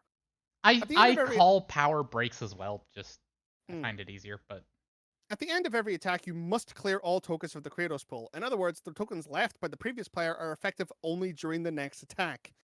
Don't worry though, after you clear the call, there's a bit of dirt there, the pool, you will have a chance to leave your own tokens, ready for the next player to use. The more rage you have, the deadlier you become. This is reflected in the Kratos table, featured on your Titan sheet. The table shows rage levels and corresponding abilities and bonuses applied to every attack you perform. You gain the benefits of your current rage level as well as all preceding levels, but only one of the options per level if there's more to choose from. These Kratos abilities, as well as other abilities from gear cards and other game elements, will be used during the Titan attack, often in one of the ability windows, first or second. Placing Kratos tokens usually happens during the second ability window, meaning that you leave them for the benefit of others, not yourself. Note that other abilities could have different trigger conditions or even be used as actions. Your Titans have one such ability, Rush. To learn more about you, so we'll tip the balance a little bit in your favor to showcase additional mechanics. Let's say you rolled with a 7 and a 9, hitting with both your attack dice. I see what you said. You're sorry. Well.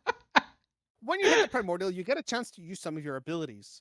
This part of the attack sequence is called the first ability window. This happens after the attack roll, but before you draw a BP card. You can find the complete list of abilities keywords along with their effect and timing in the rulebook, but for now you can't trigger any additional effects, so just continue. Since you've hit, you would normally draw the top card from the BP deck. For the purposes of this tutorial, search the BP deck for a card named Right Mighty Fist, and resolve it instead. The most important part of a BP card is its AT value. Primordials are shielded by an otherworldly field called the Aeon Trespass. the Aeon Trespass field that makes them impossible to wound by mortal means. Even creatures as powerful as Titans struggle breaking through. Note that the Primordial's AT value is often modified by other factors. For example, for this level 0 fight, the Hecaton has a -1 AT penalty, noted on the Primordial sheet. It applies to all BP cards, so the right Mighty Fist effectively has 2. Each BP card shows the card's level in the upper right, AT value in the middle, and Yeah, Primordial yes, responses. Magi. It's literally an AT field, yes. There's also resources in the top right, which will become important during the battle aftermath. To successfully wound, you must generate power that equals or exceeds the AT value. Fists have a single red power die, meaning that your dice pool consists of 1 red power die per successful hit. On top of that, you add your Titan's power die to each attack. Dreamwalkers have a single red power die. In total, your die pool should consist of 3 red power dice, 1 for each hit, and 1 from your Titan sheet. For now, let's say you rolled your dice and got the following results. 1 power, 2 power, and a potential. Every power symbol counts as 1 And power. a dot. And a dot. Every power potential symbol is a potential for 1 additional power, provided you have enough break tokens at the Kratos pool. Now, we'll stop that and we'll read more power.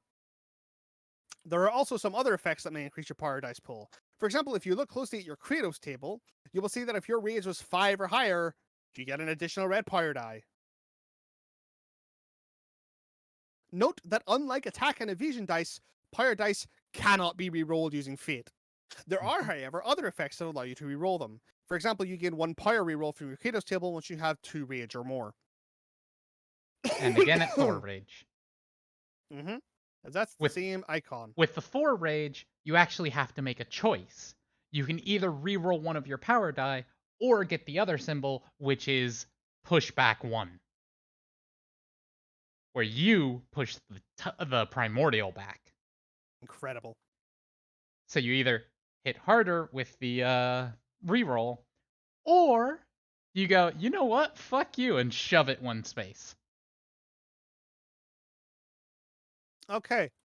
For now, the Kratos pool is empty, so the total power of your attack equals 3.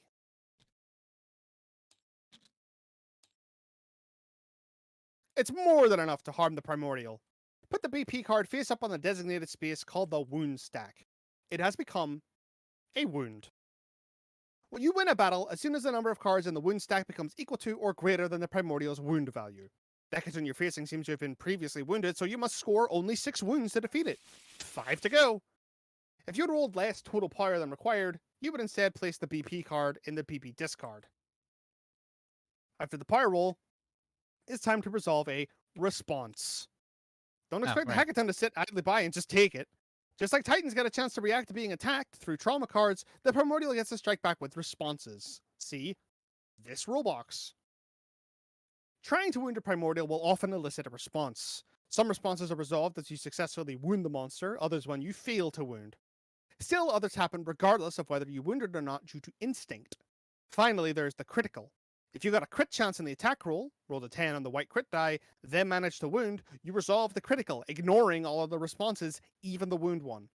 If there is no proper response on the BP card, you fail to wound, yet there is no fail response, nothing happens.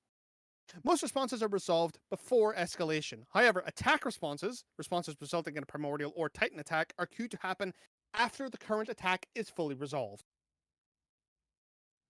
As a reaction to you wounding its right mighty fist, the Hecaton is going to perform pushback, raise the attacking Titan's danger, and finally perform knockback. Remember, the danger gained from a response is not dealt by an attack effect, so it does not trigger a trauma draw. Resolve pushback and knockback now. So let's see. Resolve pushback 1, gain 1, danger. Yep. So that's. Boy spins around, shoves you 1 space. Did I just realize, did I put that on the right Titan? I didn't.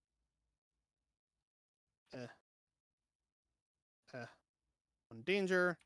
It whirls around, shoves me 1 space, and then it goes, and it shoves me. But, because of friendly warning, now it comes into play because it's a knockback, not a pushback. I only go 1, 2, 3 spaces. Not to the corner, to the space. Yes. Remember, the friendly trait warning trait lowers all knockbacks performed by the Hecaton. On top of that, every successfully dealt wound enrages the Hecaton, causing it to escalate. As battles progress, primordials get more dangerous and harder to kill. First, take a random BP card from an escalation deck, one level higher than the level of the BP card you just wounded, and shuffle it into the BP deck. In this case, you've wounded a BP1 card, so you would shuffle a random BP2 card into the deck. Fuck. That's not random. Notice that this makes the number of BP cards in the game, i.e. in the deck and the discard, consistent. One was taken and became a wound, and another one was shuffled in. Okay, I kind of like that, actually. Yeah, I also kind of fucked that up in my last IRL playthrough, where every time I escalated, I did the AI escalation rules for the BP deck, and the game starts to break at that point. When you're done It made the escalating fight BP so fucking hard. That said, we got When some you're- really good resources, which I when you're choose done to believe escalating that's the balanced. BP deck, go through the AI deck, take the first card you find that matches the level of the wounded BP card, which would be this one, I guess, and remove it from the deck. This card is out of play for the rest of the battle. Then take a random AI card one level higher than the level of the BP card you've just wounded, and shuffle it into the AI deck. Congratulations, you've just performed your first escalation. Now, escalation has many little details and may behave slightly differently under specific circumstances. You will find the full escalation chart in the rulebook on page 53. We highly recommend you keep it handy for your first battle or two. Now, at the end of the Titan attack, you will have to clear all tokens for the Kratos pool. Worry not, right after that you get to leave your own tokens. This step is called the second ability window. For a complete Titan attack sequence, see combat action in the rulebook, page 48. There are many abilities that activate at this point, allowing you to leave Kratos tokens and trigger many other effects. For now, half naked and unarmed as you are, you can only activate effects from your Kratos table. You have one rage, so you can place one opening or one break token in the Kratos pool.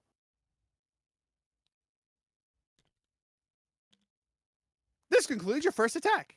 It seems that One thing. Mhm. Although this space is labeled the active Kratos pool, I tend to find it just easier to use that as storage for what tokens are available, and then move the token itself into the dice tray where you're going to be rolling.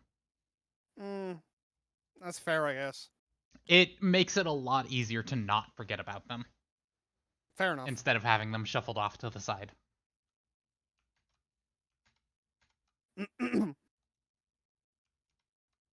This concludes your first attack. It seems that by pushing away your Titan, the Hecaton has actually moved closer to your other Titans. This is actually why we told you to attack with this Titan in the first place. The order of your turn matters. Try to use Hecaton's responses to your advantage. Maybe you can trick it into moving in range of your furthest Titan and enable it to still attack this round. And that's it. After you've performed both of your movement and combat actions, your turn immediately ends. To show you have completed your turn, turn your Argonaut portrait card 90 degrees clockwise. So, tap it. The battle is far from over, though. You already know all the basics, so it's up to you to defeat the Hecaton now. There will be no hand-holding or rigged rules from now on. Continue resolving Titan turns until all Titans have acted. Then turn all Argonaut portrait cards to their original position and proceed to the primordial round. If in doubt, you can find the complete battle sequence in the rulebook on page 35. When you deal your 6th wound, or when all Titans are dead, proceed to battle aftermath. Got a little before muffled that- there for a second. Oh. And before that, we're just going to read these. Knockdown. Target of knockdown gains the knockdown falling condition card. Knockback X. The affected miniature must move X spaces away from the source of knockback in a straight line. It can move through spaces occupied by other miniatures and ignores all terrain tiles without the obstacle trait. If your Titan would be forced to move through a destructible obstacle, like one of the columns, immediately stop, remove the terrain tile from the board, and place your Titan in its space, then suffer crash. If you would move through an indestructible obstacle, immediately stop in a space right before the obstacle, and suffer crash. Note that you clear the Kratos pull after every attack, even if you fully missed and cannot leave any Kratos tokens of your own. Thus, missing is to be avoided at all costs, possibly by using lots of opening tokens. However, break tokens will actually allow you to wound more easily once you do hit. Decisions. And now, an hour and a half into stream, we get to fight. For real. Hooray! But first, more rules. No, No? There are additional battle rules. those are Those are just before the battle aftermath. shit. So it's almost time. And we'll just keep playing No. until the fucking thing, until the fight ends. Because I think there's been enough. I think there's been enough edging so far. Also, this section is like reference rules if it comes up. Mm-hmm. You've learned the basics of Aeon, Trespass, Odyssey combat. There is much more to experience, from actual gear cards to Nemos abilities to Argo abilities, summonings, and Oh, awakenings. a friend who is like actually taking classes on like Greek. Oh, let me Nemos? So yes, it's Nemos, Nemos. Don't know, but there is another word you can use in place of that that is both etymologically and thematically similar enough to use as a placeholder. Mm. Memes. Memes! The The DNA DNA of of the soul. Now that's a pretty meme. Exquisite. But also, shout out to the guy who made the primer for Aeon Trespass Odyssey, which I'll have to send you after this, Vex. Because it has some great humor in it, talking about Nemos cards, named after Nemosa, the Greek goddess of losing your car keys. Incredible. The joke being she's actually the Greek goddess of memory and memory loss. I wonder how that's relevant to our characters. Anyway. I just realized that I'm transmitting my camera to you in 30 FPS and it's annoying me. Why? Fuck. Why is that annoying? Because it should be 60. Oh well. Whatever. I think I'm capturing at like 24 FPS for my webcam, so like who cares? Oh yeah, no, but I mean my model is my model is transmitting to you at 30. It doesn't matter. Fix it later. I don't care. Signature. However, there are also some rules that may still come up during this tutorial battle. Here's how to deal with them. If for some reason you still encounter something not explained here, look for the specific rules in the rulebook. So yeah, like I said, this is just reference. We don't need it until it comes up. Well, I'm gonna read it anyway. Fuck you. Oh my god. I'm getting it out of the way so that Oh we can my see them god. later. We're almost there, CT. But No. believe in the fact that we're almost there. You've been edging me for so long. Yeah, well, you're about to nut. Just hold on. Signature. 18 plus stream. Don't you know it? The signature is the Primordial's iconic default attack. Perform signature. Thanks, Pace. This is the attack you should resolve. Was that loud enough to come over my mic? No, I just saw it pop up. Oh. You resolve it, ignoring its normal targeting command lines. This signature targets the attacker. The signature is one of the special primordial cards you set up at the beginning of the battle. It can be found to the right of the primordial sheet. Modifier tokens. Modifier tokens are used to mark temporary and permanent changes to the Titan's and Primordial's attributes. When a Titan or Primordial gains a modifier token, find a token with an icon corresponding to the attribute it modifies and place it on the appropriate sheet, Titan or Primordial. Modifier tokens are double-sided. Each negative lowers the attribute by 1, whereas a positive raises it by 1. Some modifier tokens are... Oh god. Oh my god, they just fucking subbed with Twitch Prime. First of all, it's been fucking forever. How you doing, bud? Second of all, thank you so much. I genuinely really appreciate it. What's up? I said congrats on the sub. Oh, thank you. Yeah. You've missed an hour and 40 minutes of stream us reading a rulebook. And us reading a rulebook. There has been one turn. Not 2 turns. No, there's been 2/5 of a turn. There's been 2/5 of a round. 2/5 of a round. Okay. Anyway. Oh god. Fuck yeah. Well, I hope you have a good one, mate. And a happy new year to you too. Fuck, Happy New it's the 2 Year. years in 2 fucking hours. Oh, yeah. Jesus. Anyway, please You separate and your tight. crazy foreign time zones. Yeah, I know, right? Something, something America. Oh my god, I'm gonna have to deal with explosions. Yeah, let's wrap up the stream. Yeah, let's do that. I mean, they're not Anyway, for another 8 hours, but some modifier tokens are temporary, meaning that they're discarded after they take effect. Place temporary Titan modifier tokens on the Scallions as a reminder. Temporary Primordial tokens are always placed in the Kratos pool and are removed in the clear Kratos. Oh, those are really temporary. Holy shit. mm-hmm. Bonus attacks, follow-up attacks, and chain breaks. Some trauma cards and other game effects may allow a Titan to act during a primordial attack, sometimes even to perform a bonus attack. When it happens, it causes a chain break, immediately ending the original attack and invalidating all of its lingering attack effects as well as after attack effects. Interesting. Useful. So it cuts the stack effectively. Mm-hmm.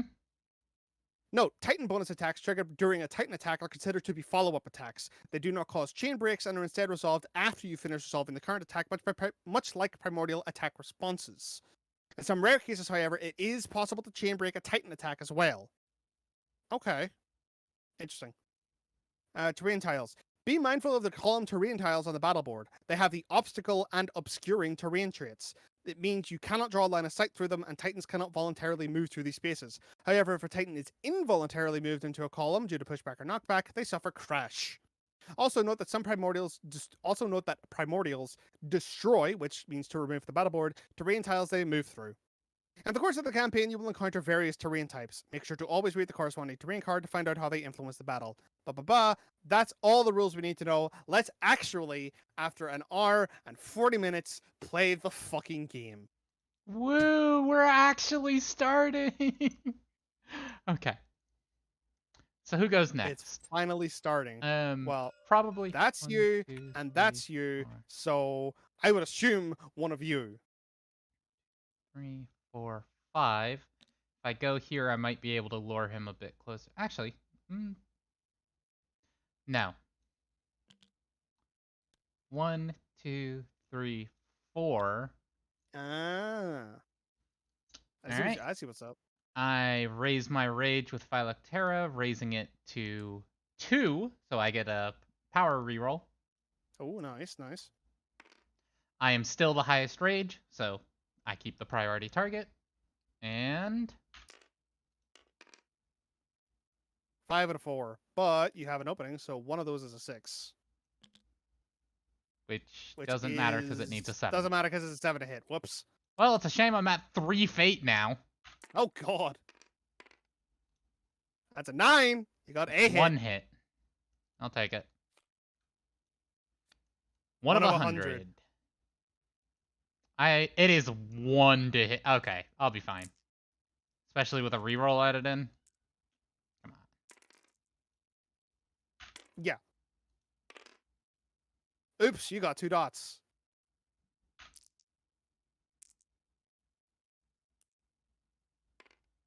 One break, Break one and potential. a potential. So that is a wound. No wound effect. Is that under critical? Yeah, because there's no wound effect, so it does. Okay. Yeah. So reading it, that makes sense. So draw now an AI get 2. Nope. draw BP. I'm glad I pulled it out in time. Yep. Draw BP 2.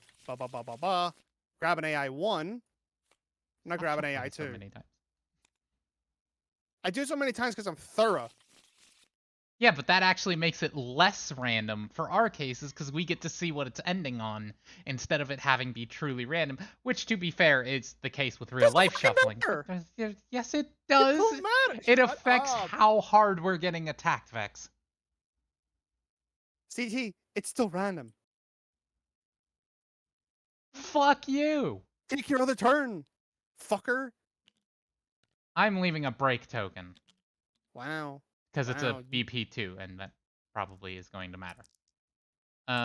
So 1, 2, 3, 4, 5.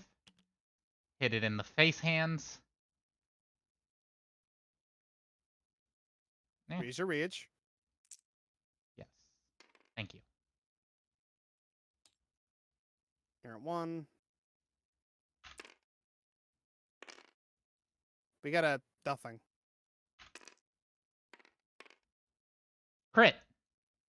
Ooh. Wait, you Two reroll fate. 2 die, so yeah, it's 1 fate per die, but you have to reroll them all at the same time, right? Yes. Okay. Okay, so that's 1 hit. I get 2 rolls. Knuckle Teeth. I need to hit 4 on this. I don't think Oof. it's going to work.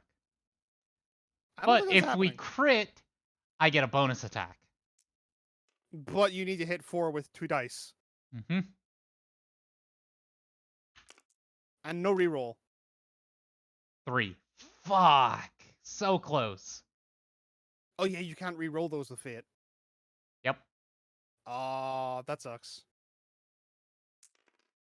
Gain danger equal to the primordial level. Okay, done. Oh, that stays in the That's discard. true. Could The be worse. primordial level is 0. Could be worse.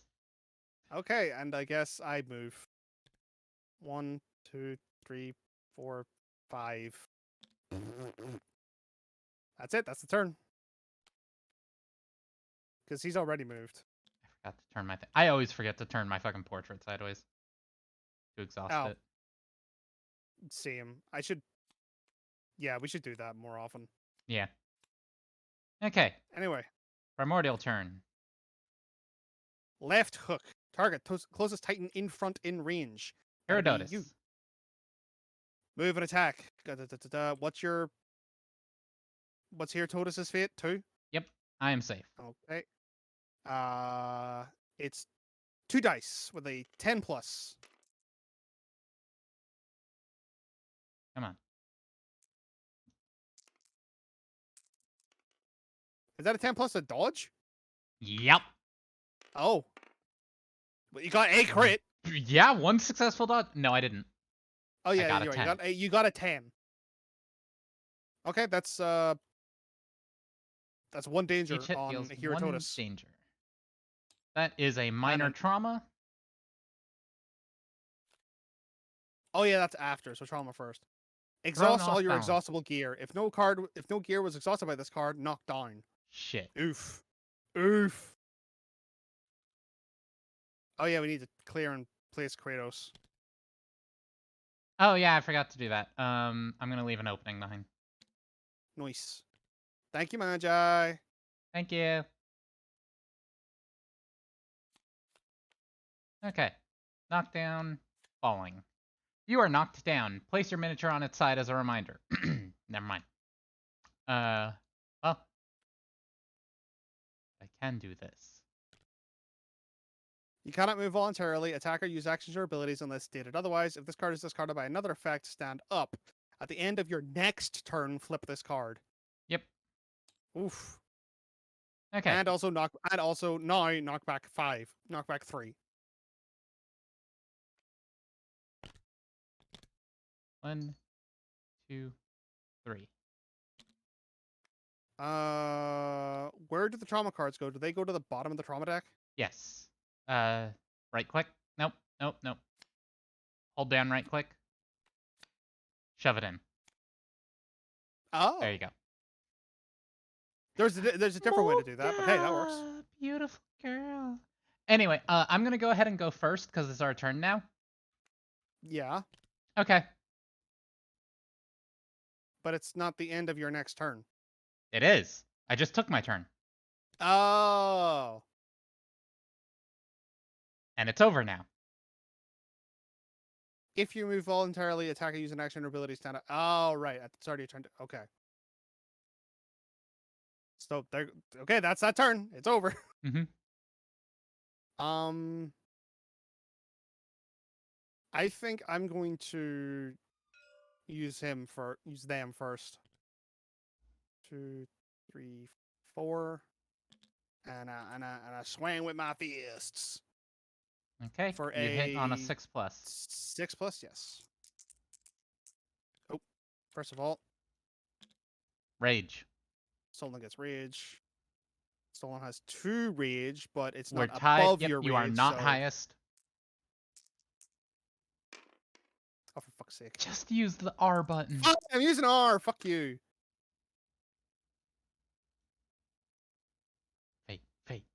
Fate. Only one.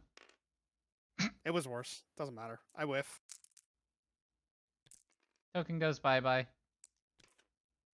And you did not hit, so you don't leave tokens. Yep. Nothing happens. Alright, Phylactera is gonna go right... just gonna stay here for now, actually. Gain a third rage. Here we fucking go.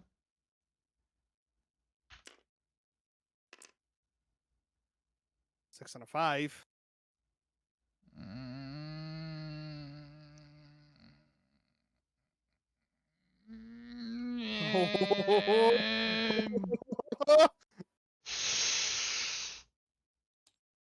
I'll reroll one of them. Fuck. Yeah, 3. Unfortunate. Okay, Actually, my turn. why am I... Like, we're all using fists. It's gonna be the same fucking dice. Why am I putting them away? Yeah. I rolled a 10. I got a hit. Did you raise your rage? I did not. 1 rage. Okay. Draw a body part. Swoop. The right shield fist. Oh, also AT of Vex. 4. 3. Yeah. Yeah. There's an implication that I'm not sure if you noticed or not about the rules. Mm-hmm. There's always a fixed number of cards in the BP deck. It's always 6. Yes. You know what that means isn't necessary? Gaming the system and knowing what's coming next? No, that's still very useful. Fucking What? trap cards. Oh, you're right. Holy shit, you're right. God fucking bless, honestly. Traps were such a bad mechanic. Oh, I don't like traps. Also, yes, that's another thing. The change to speed, that no matter how many hits you get, you only draw the one card, means that things with a billion speed are good. On top of the lack of traps. Yeah. Anyway, because it just stacks up your chance to wound. Anyway, I have 2 red dice. I need to roll 3. Pyre. Little rough, especially with no tokens. Yep. And I don't get to re-roll this because I only have 1 rage. Mm-hmm. Oh. Okay. Fail. I Gain a get fit. knocked down. And I also gain a fate.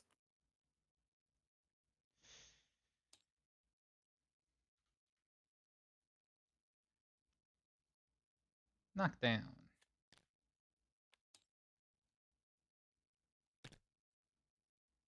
There we Ouch. go. And is that everyone? I believe so. We really need to remember to start fucking tapping these cards. Did I? Yeah, I did attack. You know what? I'm bringing these cards closer to the fucking table just so I can see them. That's not a bad idea. We can place them in miscellaneous over here. Hey, that works. Now the issue is remembering which is which. Wait a second. What do you mean? It's 2-2. No, I mean which one goes to which Titan. But... Oh.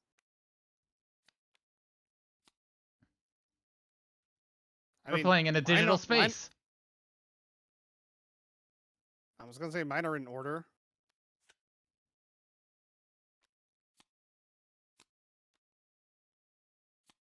Mine aren't. Yeah, I was going to say yours weren't. And do that. That. I'm trying to keep them spread out enough that we can, tap them. Who cares if they overlap? Also, you need to turn your rotation degree up. Yeah, I have the thing hidden. Anyway, I believe that's everybody. Primordial turn.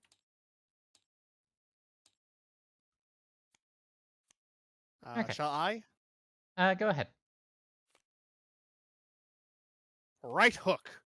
Target. Closest Titan in front, in range. That Stolen. is me. Move and attack. Do I have 3 feet? Hell no, I don't. Each hit deals 1 danger, and it's a 10 plus 2 avoid, but it's only 2 dice. I rolled a 9 and a 4. Unfortunately, I get hit twice. Yeah. And knock back 5. Oh, give me just a second. One of my viewers redeemed a thing where I have to go take a fucking Get the shot. spicy sippy. Yep. BRB 1 second while you resolve this. I already have. Did you draw your trauma? I did not. You're right. Mm-hmm, that's what I thought. I'll be right back while you resolve this, I got bitch. punched in the face. Wait, do you... Hold on.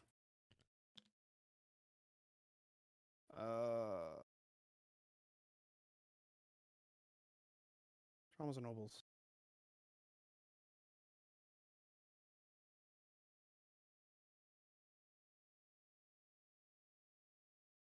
Okay.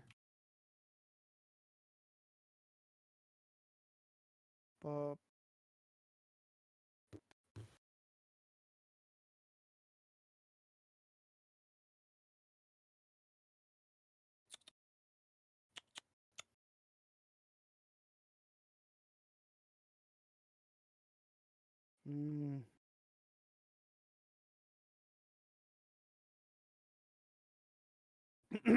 I'm currently looking up something that I'm just interested in.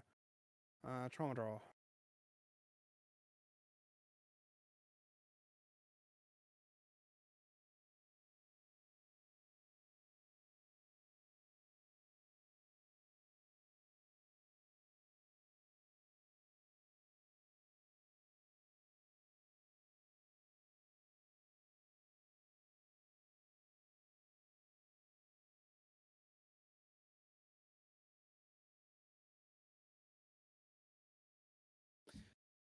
Huh?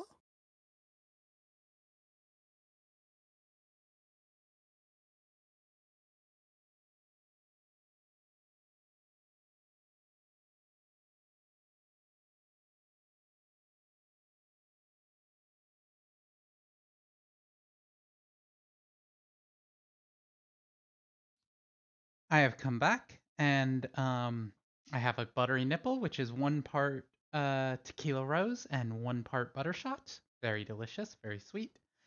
And I also have a cat sitting in my chair. Oh. Oh, what? I just saw what happens if you go to 21 danger. Oh, yeah. Your death transcends reality. Okay. So, hey, Vex. I have a Yeah. theory about what happens with that. I've never confirmed it because I haven't gotten it in myself. But I have a theory. Uh-huh. Have you ever seen a show called Dragon Ball I've read Dragon Ball. Z? I've read Dragon Ball Z. Look at me, I'm Vex. I read manga. Shut up. I've also read But Dragon no, Ball Super, but don't ask me about that one. I am pretty sure that's how you go Super Saiyan in this game. Oh. Okay. Anyway, what's my trauma? Fiend Death. Immediately chain break the primordial attack and the knockdown standing up. Hmm. I need another knockdown card.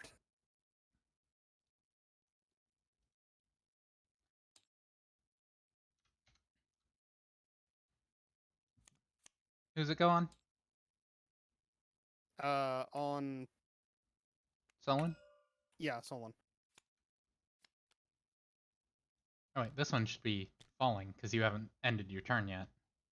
Wait. I did Hmm?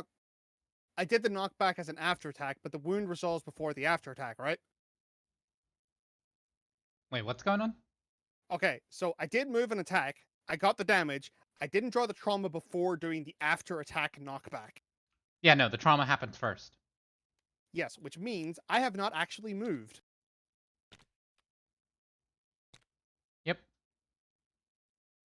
Because I got chain broken. Mm-hmm. Ah! Mm-hmm. Oh, Because you're like, oh, and die. I got punched in the face so It's like, hard. oh, I'm Oh. so dead. And Primordial's like, yeah, Oh. damn right you are. Anyway, Titan turn. Yes. You know, you can go immediately. Okay. Make No sure reason you not to. make sure you tap. Raz, I think that was, yeah. Yep. And then hey, you Uh, can go with the other one. who's standing up first? Me? Go ahead. There's no Kratos to worry about, Magi. I'll tell you that right now. Right, you're saying go ahead so weirdly, but all right, I'll stand up. Yeah, it's that you're not actually knocked down. You can immediately just jump back up. Yeah, it's like Anyway, I guess I'll swing at it with my. I took out my fists. I One hit hit? him in the face. It is the left mighty fist. I only Two. need 2 power. Mocha. I'm gonna lay on you, Mocha. I gain danger on a wound? Man. Yeah, but you don't gain trauma. True. And the pushback here wouldn't be the worst. I rolled a 1 on the potential. Well, Damn. there's no fail state, so nothing happens. Although I do thingy the Kratos. Ooh. You raised your rage, right? I didn't. I will now. Boom. I have 3. Which means you leave 2 tokens. Oh, oh yeah. Mm-hmm. Oh, right. Mm-hmm. I could have rerolled one of those wounds. Hold on. Hold up. I had a break and a potential. I got a 2. Yeah. Hell yeah. Fuck you. We did it. Pushback 1. That's a pushback, so I go with it. No. Yes. I wounded it. I do pushback 1. It does pushback 1. What? That's its reaction. Man. This sucks. Are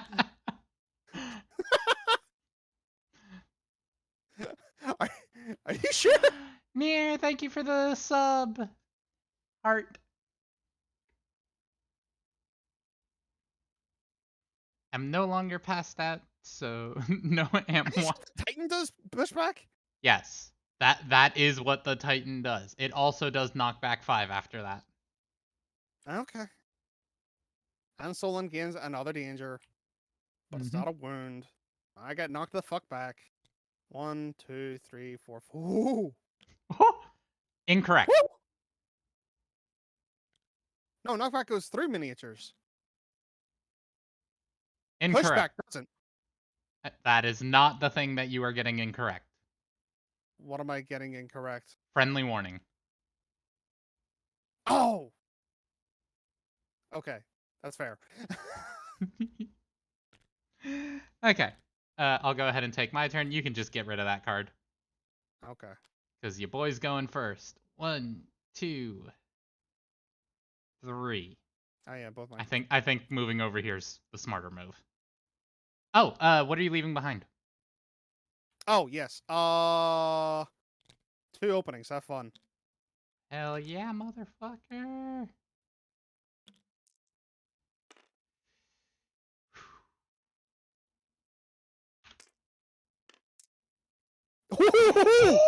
we are in it, boys and girls.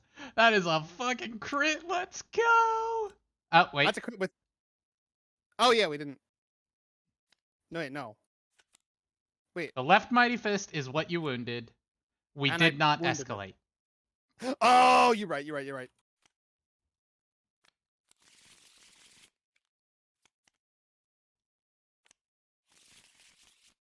My move Okay. escalated. 4. Ooh. Well, 3. Guys Oh to my play with. god, yeah, I'm disabling that for future streams. Oh god. Did you raise your rage? I did not yet. Nope, wrong one. 2. Does Herodotus really only have 2 rage? Yep. Huh. Well, he can reroll one of those dice now, so. You're fine, New. Don't worry about it.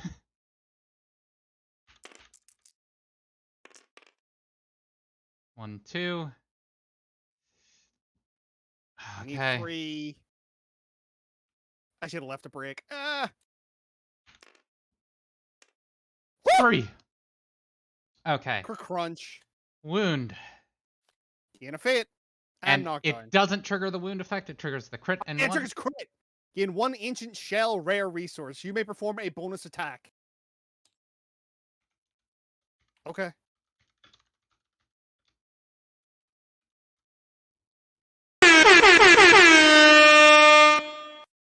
Hi, near. Do you escalate before or after the bonus attack?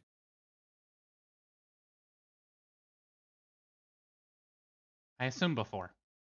I would assume before because it would keep the dex consistent. So, level 2. It's only level 2. Incorrect. Yeah, you're right. The discard.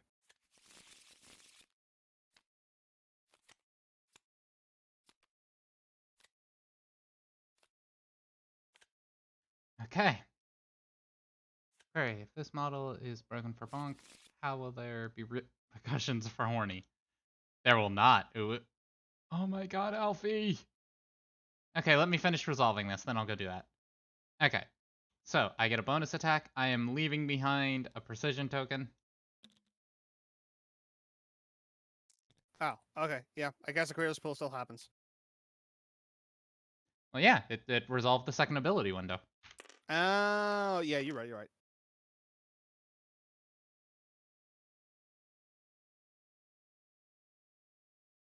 You still have to raise your rage. True!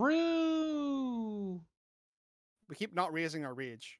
And I'm going to gain 2 fate. Oh, spicy. We got a hit. And a crit miss. Calcified Mies plates. Oh, I'm not I don't able to think you hit break this. through that. I don't think it's physically possible. No, because the most you can get on this is a 4. Okay, yep, that's a failure. But it is physically possible with our fists, but not on that roll. yes. The next one is 2 precision leaves us more likely to get 3 dice. 2 precision or precision and break for level 2 body part. That's a tough decision. What do you think? I think it should be one of both. Okay. Yeah, especially for Phylactera, who's about to attack. Okay. Damn, we would have gotten a cool card. And also a thing that doesn't matter. Don't worry about it. Alright, move 1. Move the 2. Don't worry about it. Okay. Alright. Attacking. Hit on a Rage. 6+. That's another crit! And I'm gonna gain the fate for the second piece. To try and get the thing. Ah! We are in it, boys and girls. We're going in big style. That was worth it. The exposed back arms. Deal an additional wound. This fucker might die from this attack. Oh, you're right.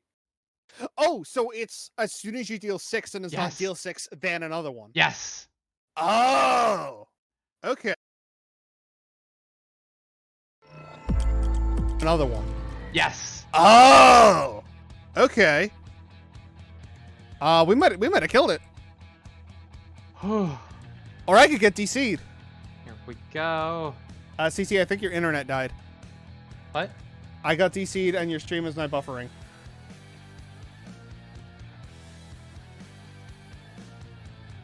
Oh. Oh no. That's... But I'm still in Discord. That is weird. You're in Discord, but... Okay, there's your face. Oh, was that disconnected too? Yes. Everything was DC'd.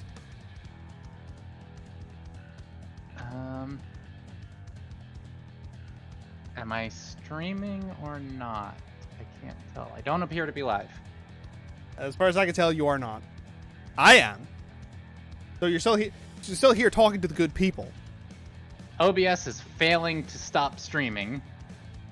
Oh. Okay. Sure.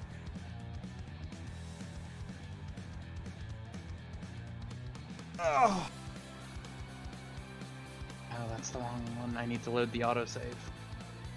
Technical difficulty! Yay! If I had hand tracking, you would see me waving my hands like, yay! But, I'm not that advanced yet. Also, for some reason, my camera is tracking my right eye really badly, and I don't know why. You may have noticed it throughout the stream with the fact that like my right eye seems to only be like half blinking sometimes, and I couldn't tell you why. I genuinely have no idea. I think I need like a ring light or something. I think it is the difference in light values between the two lights that I have, because one's a spotlight and one's a fucking bar fluorescent. Okay, we're back. Sorry about that. Bit of technical difficulties. We got exposed back forearms. I left behind. I'm still not on the tabletop sim server, CT. I know, but I'm trying to remember what I left behind. It was one of both. For tokens. One of both? I think it was. I got a crit and a 9. Oh no, it was 2 precision. Oh, was it? Because I have the 10 and the 9 up. Okay, okay. So it resolved. Yeah, you didn't resolve before. You didn't resolve your damage. Okay. Or it You drew the card. The autosave happened just before I drew the card. Okay, yeah. So you drew the card, then it crashed. You didn't actually resolve the damage. So, Player names. Invite friends. Did we have one of each? I could swear it was one of each. I think Mantar's right. Okay. We'll just say it's one of each. Fuck it. The crit and the 9. Ooh! Ooh! Here I am. Alright, if you say one of each, I'll go with that. I guess everyone will see if we're cheating or not when I do the VOD. Fuck it. Because technical difficulties happen. I'm sorry, everyone. It's fine. It's the fucking tutorial. Who gives a shit? Yeah. Anyway, kill it, yeah. kill it, kill it. I You need to roll a 3. Well, actually, technically, you only need to roll 2. Well, you need to roll 2 power and a potential at least. You get to reroll on that. You get to reroll one, so I get to reroll 2. Really? Is your rage that high? It should be. So it didn't count my rage going up. Okay. Oh, yeah, Then your rage is that high. You do get to reroll 2. Weird. Okay. Weird stuff.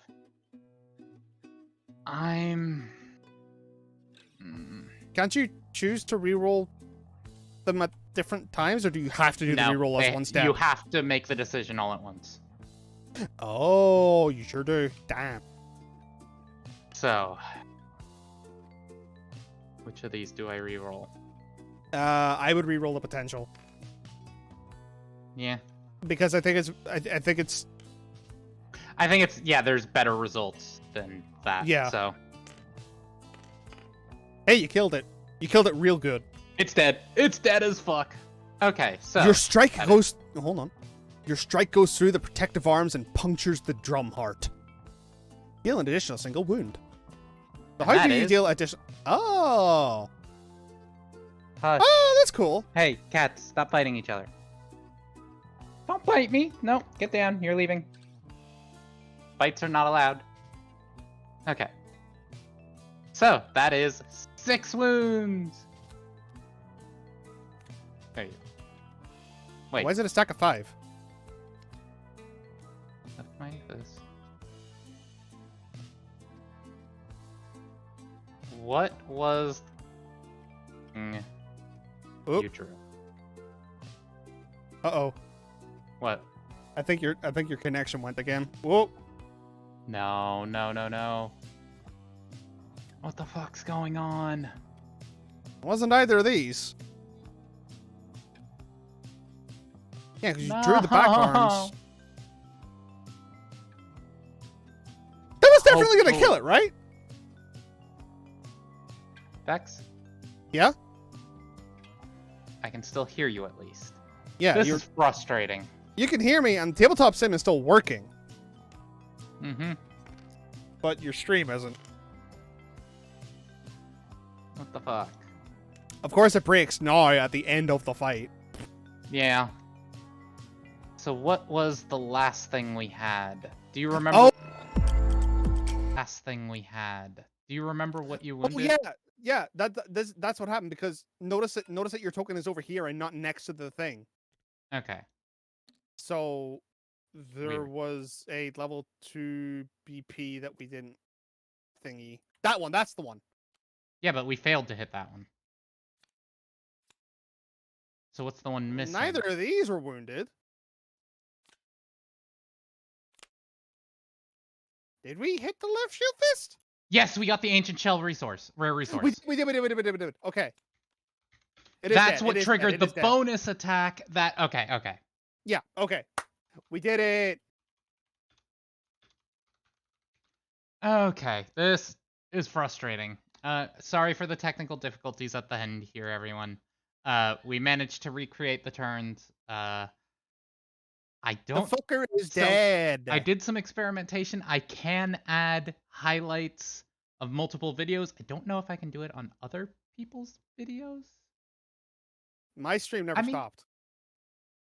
If I'm set as an editor to your stream, I might be able to take highlights from you and combine them. We'll have to check. I'm pretty sure we've stressed the terms and conditions hard enough. Yeah. Also, you were here. But I think. Anyway. Shasha. Anyway, fucker's dead. Yes. Let's finally fucking move on. Okay. Battle Aftermath. One second. Overwrite save. Oh. CT, your thing died again on my end. I'm glad I overwrote that save. It seems to be okay on my end. Well, it's not on mine, so. The okay, yeah. The VTuber thing. Give me 1 second. Where? Hey, at least now you get to tell whenever I'm actually taking a fucking drink. You see my head go, what? Excuse me, holy shit. You sure it's not working? Ooh. I'm sure it's not on my screen. Paste and go. The browser source works for me. Did it change? Discord is failing to load. What the fuck is going on? Did the entire internet crash or something? Because that's a great question. I can see the website just fine. It's recording. The browser source works for me. And that's not local. Huh. I'll start a new one either way. It's fine. I just have to replace the show your camera. browser source URL. That's all. No audio. Wait, you got it working or? No, I'm just saying that's all I have to do. It's not that big a deal. Okay. Yeah, I just restarted it and it even gave me the same URL. So. Oh, Pog. Yeah, there you are. Okay. So yeah, that one was on your end.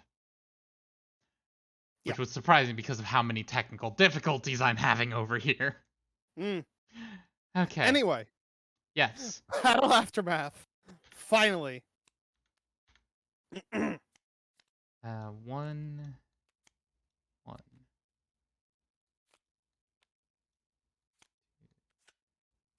5. The 6th one is in there. Okay, so we gain one of these at random. Not that it matters, because I'm pretty sure they have the same thing. I haven't read the Battle Aftermath yet. What are you doing? You're fine. Don't worry about it. No, I am fucking worrying about. You hold the fuck on. When you deal the 6th wound, you slay the primordial. It's important to note that you win as soon as you deal the killing blow. Any negative consequences of the BP card or any other effect that would trigger that round are ignored. However, you still get positive rewards like loot from critical wounds. Mm-hmm. Excuse me. When the primordial is killed, all that's left is to clean up. Gain resources. As the dust falls, you remain standing. The Hecaton does not. This was a hard-earned victory, but a victory nonetheless. For now, the Argo is safe and can continue on its journey. Excuse me. And you need some answers. As your souls slowly leave the Titan's bodies, you notice peculiar blades sticking out from the Hecaton's side. You haven't noticed them before. Be it the reason the monster was weaker than expected, to whom do they belong? Gaining resources. Waste not. Though the primordials pose an existential threat to mortals, they are also a valuable source of resources. The shipbreakers take what they need to keep the Argo going. The rest is for you to harvest and remake into powerful gear. Each battle nets you primordial resources from the wounds you've dealt. Remember that you gain resources even for battles you've lost. Oh! Yeah, that's what I was saying earlier. Yeah. Look to the upper right corner of the BP card that was used to deal the killing blow. These are the resources you gain. Now you gain resources for every BP card in the wound stack.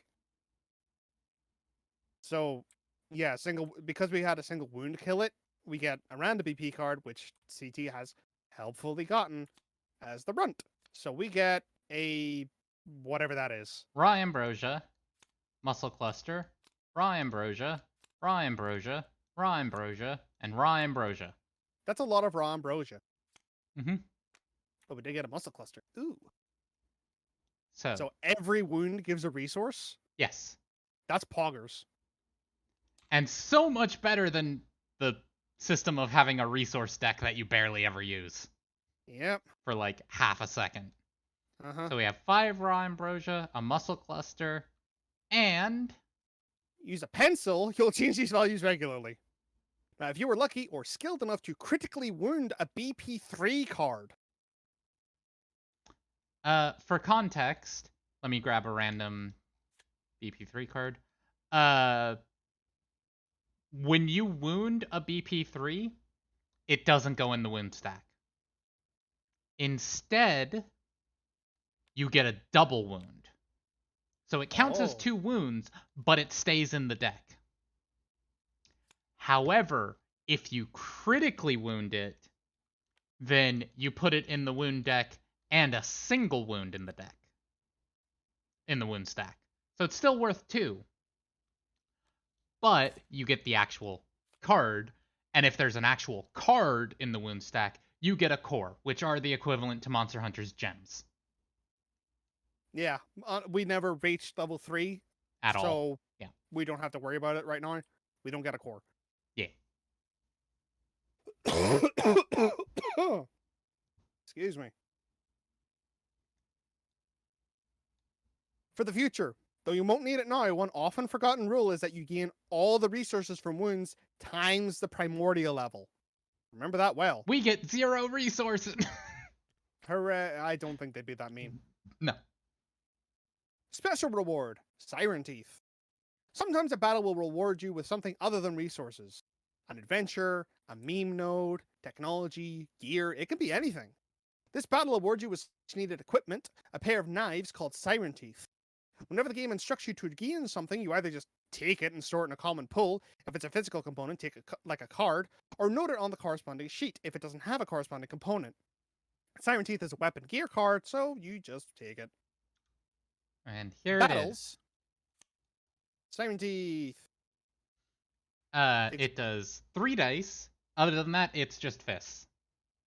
Opening 1, reposition 2. Those are things to know.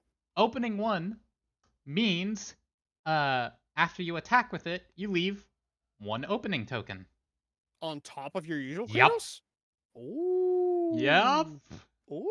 Yeah. And I assume reposition is move that many spaces? Yep, after you attack, move 2 spaces. That's Pog. Is it It up is. to or have to? I think it's up to, but I'd have to double We'll check. figure that out when it comes to it. Suffering casualties. Battles, especially lost ones, can be grim affairs. During the casualty step, you note any Titan losses on the Argo sheet. If any of your Titans had died, you'd lower the number of available Titans on the Argo sheet. However, at this point, you All have no Titans movement marked on your Argo performed sheet. as any movement of move-like abilities are voluntary, meaning that you may perform as much of it as you require. I.e., if you have 5 movement, you may choose to move only 3 spaces. If you have the reposition 2 keyword, you may still choose to reposition 1 instead. Okay, fair enough. So instead, note the number of Titans that survived. All your Titans are Dreamwalkers, so just write that down along with the number anywhere in the Titan section of the Argo sheet. Don't worry about the Titan limit for now. So we have 4 Dreamwalkers. Don't worry about Yay! why it said 2. Looks at my other group that I copied the save of. Oh. I'm so Yeah. sorry. The reason I picked Otis Zero as my boy is because he fell very early Oh. on. I'm so sorry, Oda Zero. He got disemboweled.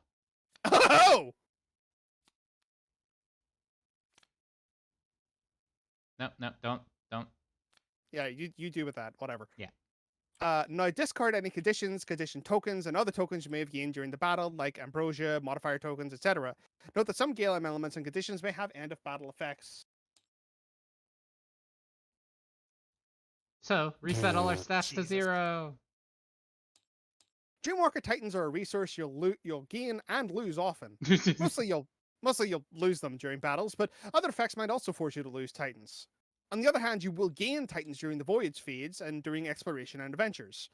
Other Titan classes, collectively called Argo Bred, will become available as your Odyssey progresses. They are stronger and better in every way, but they die just as easily. Take care of your Argo Bred Titans. They are not replaced as easily as the Dreamwalkers. Remember, if you have fewer than 4 Titans when you need to do battle, you engage with as many as you have. If you do not have any Titans when you need to do battle, you immediately lose the whole campaign. So, resolving tides of fate. The Moirai, the Sisters of Fate, are fickle and like to toy with the lives of mortals. Primordial battles are the pinnacle of this cruel spectacle. There is a silver lining, though. Once a battle concludes, the tides of fate will recede, allowing you to breathe that much more easily. Once you've gained resources and noted casualties, you will resolve the tides of fate. This usually means you get to reset your Triskelion values to 000s and lower Argo fate. I already In took care of cycle that. 1, usually by 2. Alright, we did that then. Hooray! At this point, you have no Argo fate value on your Argo sheet, so you have nothing to lower, so just write 0 there. Fate and Argo fate. Fate is the measure of your individual defiance of the Moirai verdicts. It goes from 0 to 9. The higher it is, the more times you altered your destiny. The Moirai don't like that, and will try to correct this mistake. In other words, high fate is bad for you. Argo fate is an application of the fate mechanic to the whole Argo city ship. In other words, it's the collective fate of the vessel and all people on board. Argo fate also goes from 0 to 9, and a high Argo fate is bad for you. In fact, if you go over 9, you lose. Many effects will force you to raise Argo fate, and you will pay for others using Argo fate. Finally, some Voyage Phase effects will trigger based on your Voyage Fate level. Now, normally at this point, you'd shuffle the exploration deck, however, you don't have it yet. So instead, just go to Tutorial Campaign Round 0 on the next page. So, question. That's a lot to go through, and I think we'll leave that for next time. Yeah, that's what I figure. Every game of this I've played, it's been Do the battle and then do the... yeah. Okay. With the exception of my IRL group where we played a bit longer for our first time and a bit shorter for our second time. We got through, what was it? 2 of the rounds? 2 of the voyage rounds, but yeah. We will leave it off there. I will put this stuff away, and that is not how that's supposed to go. That was Aeon Trespass Odyssey. I hope people enjoyed. I am going to work on editing this up And Vex, if you could give me editor rights to your stream, if you don't mind, just to see if I'll be able to pull highlights from your stream Sure, if I need to for technical difficulties. that's fine. I got it. Okay. And I gotta go record an intro for this VOD to be like, hey, so some shit happened. Also, again, do not ask me for this fucking mod. I will not be giving it out. Asterisk. If the Asterisk. company goes, hey, yeah, totally, release this. Release these cards covered in hair. Because it didn't come up, but yeah, no, several of the cards just have cat hair on them. As Vex mentioned earlier in the stream, some of them have a little speck of dirt here and there on them. They are very obviously scans, not the highest quality. There's like patchy spots because this is just for personal use. If Into the Unknown wants to either allow me to publish this in its state, which is horrible, sure, I'll go ahead and do it. Or if they hook me up with like good quality scans, I will be happy to do like a solid mod for them. What's more than likely is they just put an embargo on it. Yep. So that's not going to happen. I have already messaged them being like, "Hey, guys, is it cool if I release this?" And they're like, "Ha ha, no. If we see this mod, we are taking it down. We don't have a choice, legally speaking, Yeah, in order to that's fair. protect our IP." And I don't blame them. So do not ask me for this mod. It is for personal use only. But Like for me, I got lucky. I got an awesome friend who put all this work into creating this shit just for itself and its friends. yeah. Yeah. And so I could do 4 simultaneous campaigns of this because I'm a fucking addict. 4 nights a week are spent playing this game, and I fucking love it. Jesus. I love it. That's so It's much. it's it's a really good game. The praise for it has been so high. The it balance is it so fine tuned. it already feels. I also just turned on auto blinking. It already feels like You can feel the improvements, the I quality can of life already feel the features. improvements. Yes. Also, a thing that I'm surprised they didn't actually mention in Learn to Play, the inverted combat paradigm is what they call it.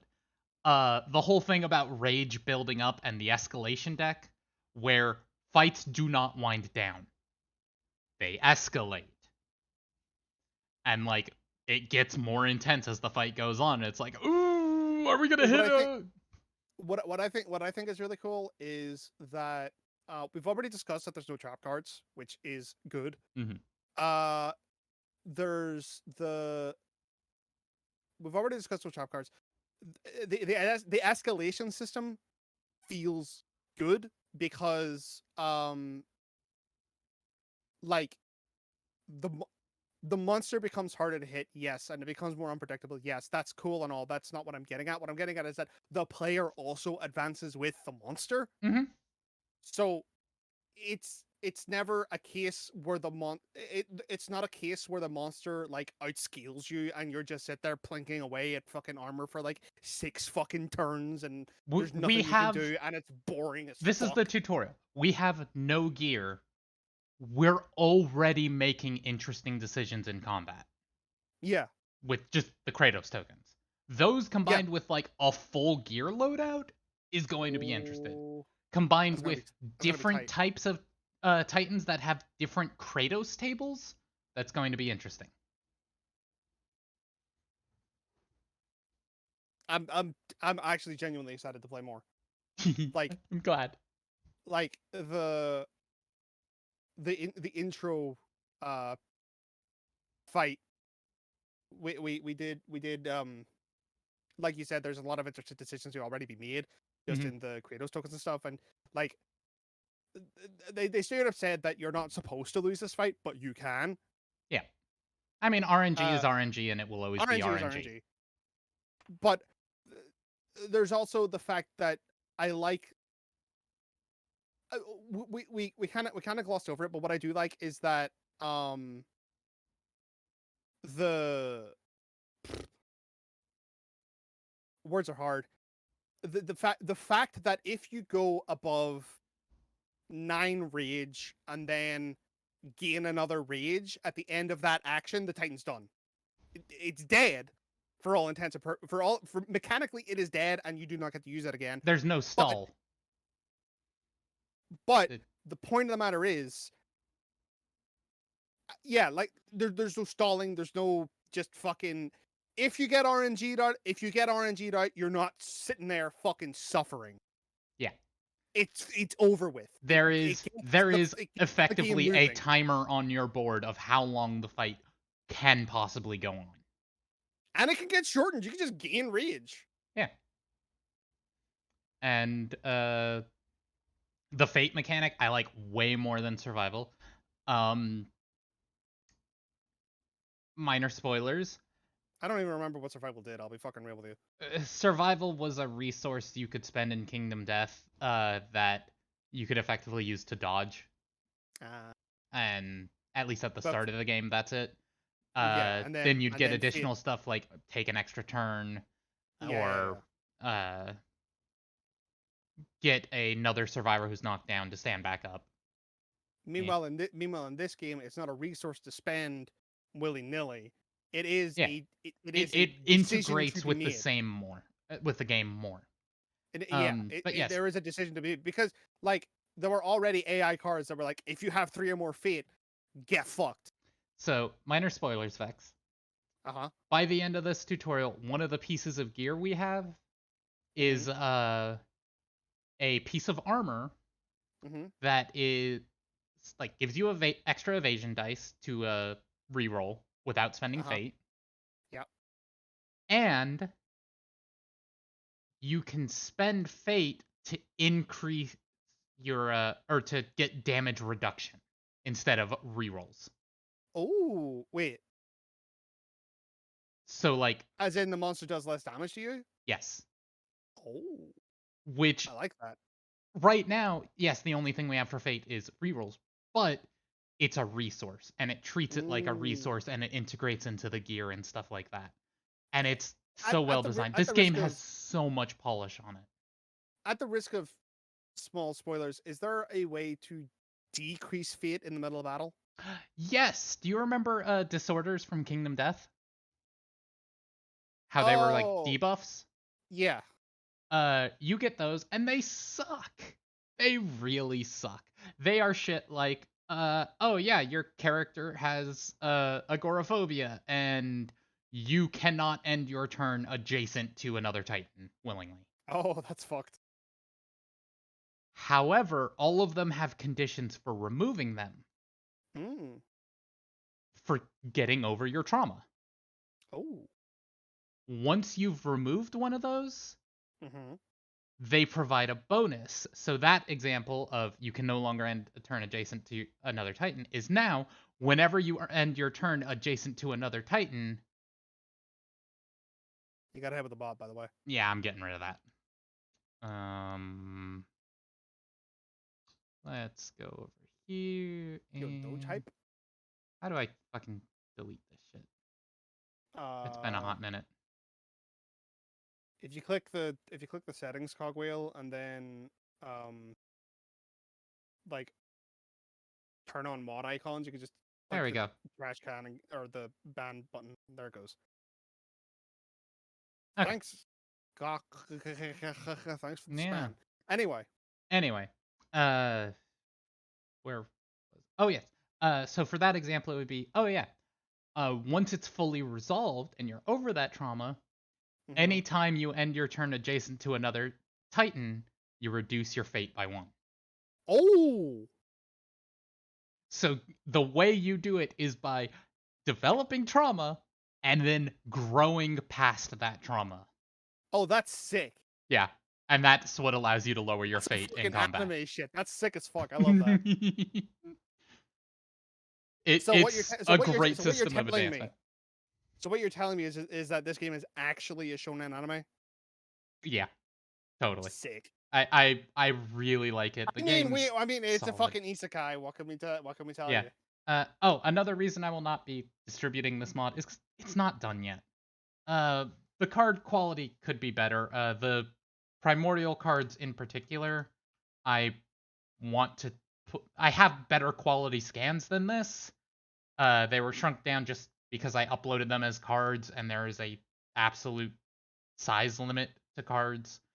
So I'm going to be changing how those work, so that the Titan sheets and primordial sheets are easier to read, and just general stuff like there's stuff up here that you can tell isn't sorted out.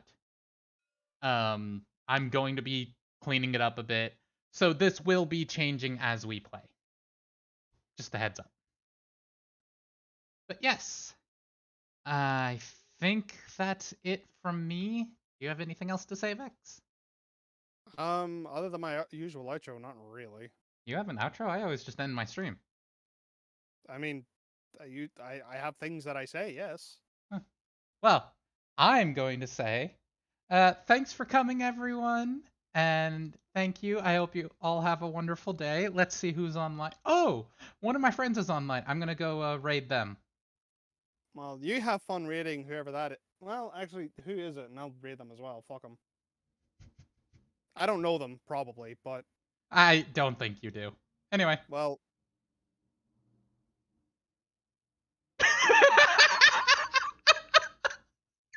You complete piece of shit.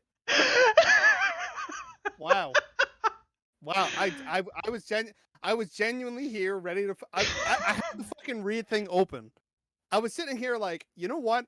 I'm gonna be with my friend. Okay. I'm gonna help read Hold on. channel. I do have someone. Let me send you a link to them. This bitch. Uh, This fucking bitch and her commitment to the bit. I cannot send you a message over Discord. That's Discord's bad. still fucked. Well, that's bad. I am just going to say it in your stream. Okay, that's fine. It's like, what's their URL? And I'll fucking send it, and it's fine.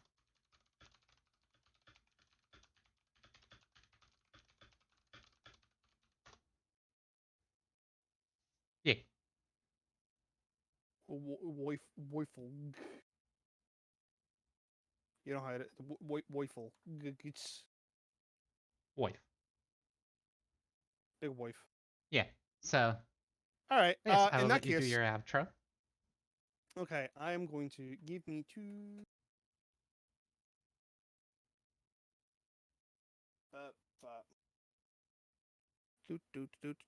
Do.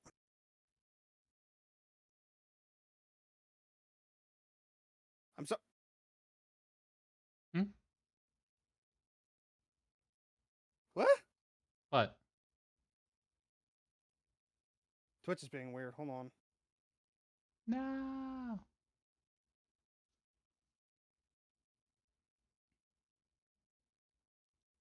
Okay, that was fucking stupid. Anyway, I don't want that. So in any case, yeah, I'm gonna raid this person that I don't know. And we're all gonna yell, that CT did it, and it's all its fault. So anyway, so now that has started, I am going to, I'm gonna say my piece now. Thank you everybody for showing up. I really do appreciate it. I had a lot of fun with CT. I hope CT had a lot of fun, and I hope everybody else had a lot of fun watching us bumblefuck our way around this and not actually get to playing the game for an hour and a half. You know how it is. I'm gonna have some heavy editing to do. A little bit. I hope you all have a great rest of your night. Happy New Year when it comes to that, because it is the 31st. I hope you all stay safe, warm, and comfortable, and I hope you have a great time, and if you don't have a great time, at least I hope it's a tolerable time. Yay. I will see you guys on Thursday. I will be back with myself playing more Death Stranding, because this board game stuff will be this will be my Saturday thing for the foreseeable future. Obviously, likewise. Yeah. So, yeah. Until then, I'll see you guys around. I hope you have a good time. Happy New Year. Bye-bye, everyone.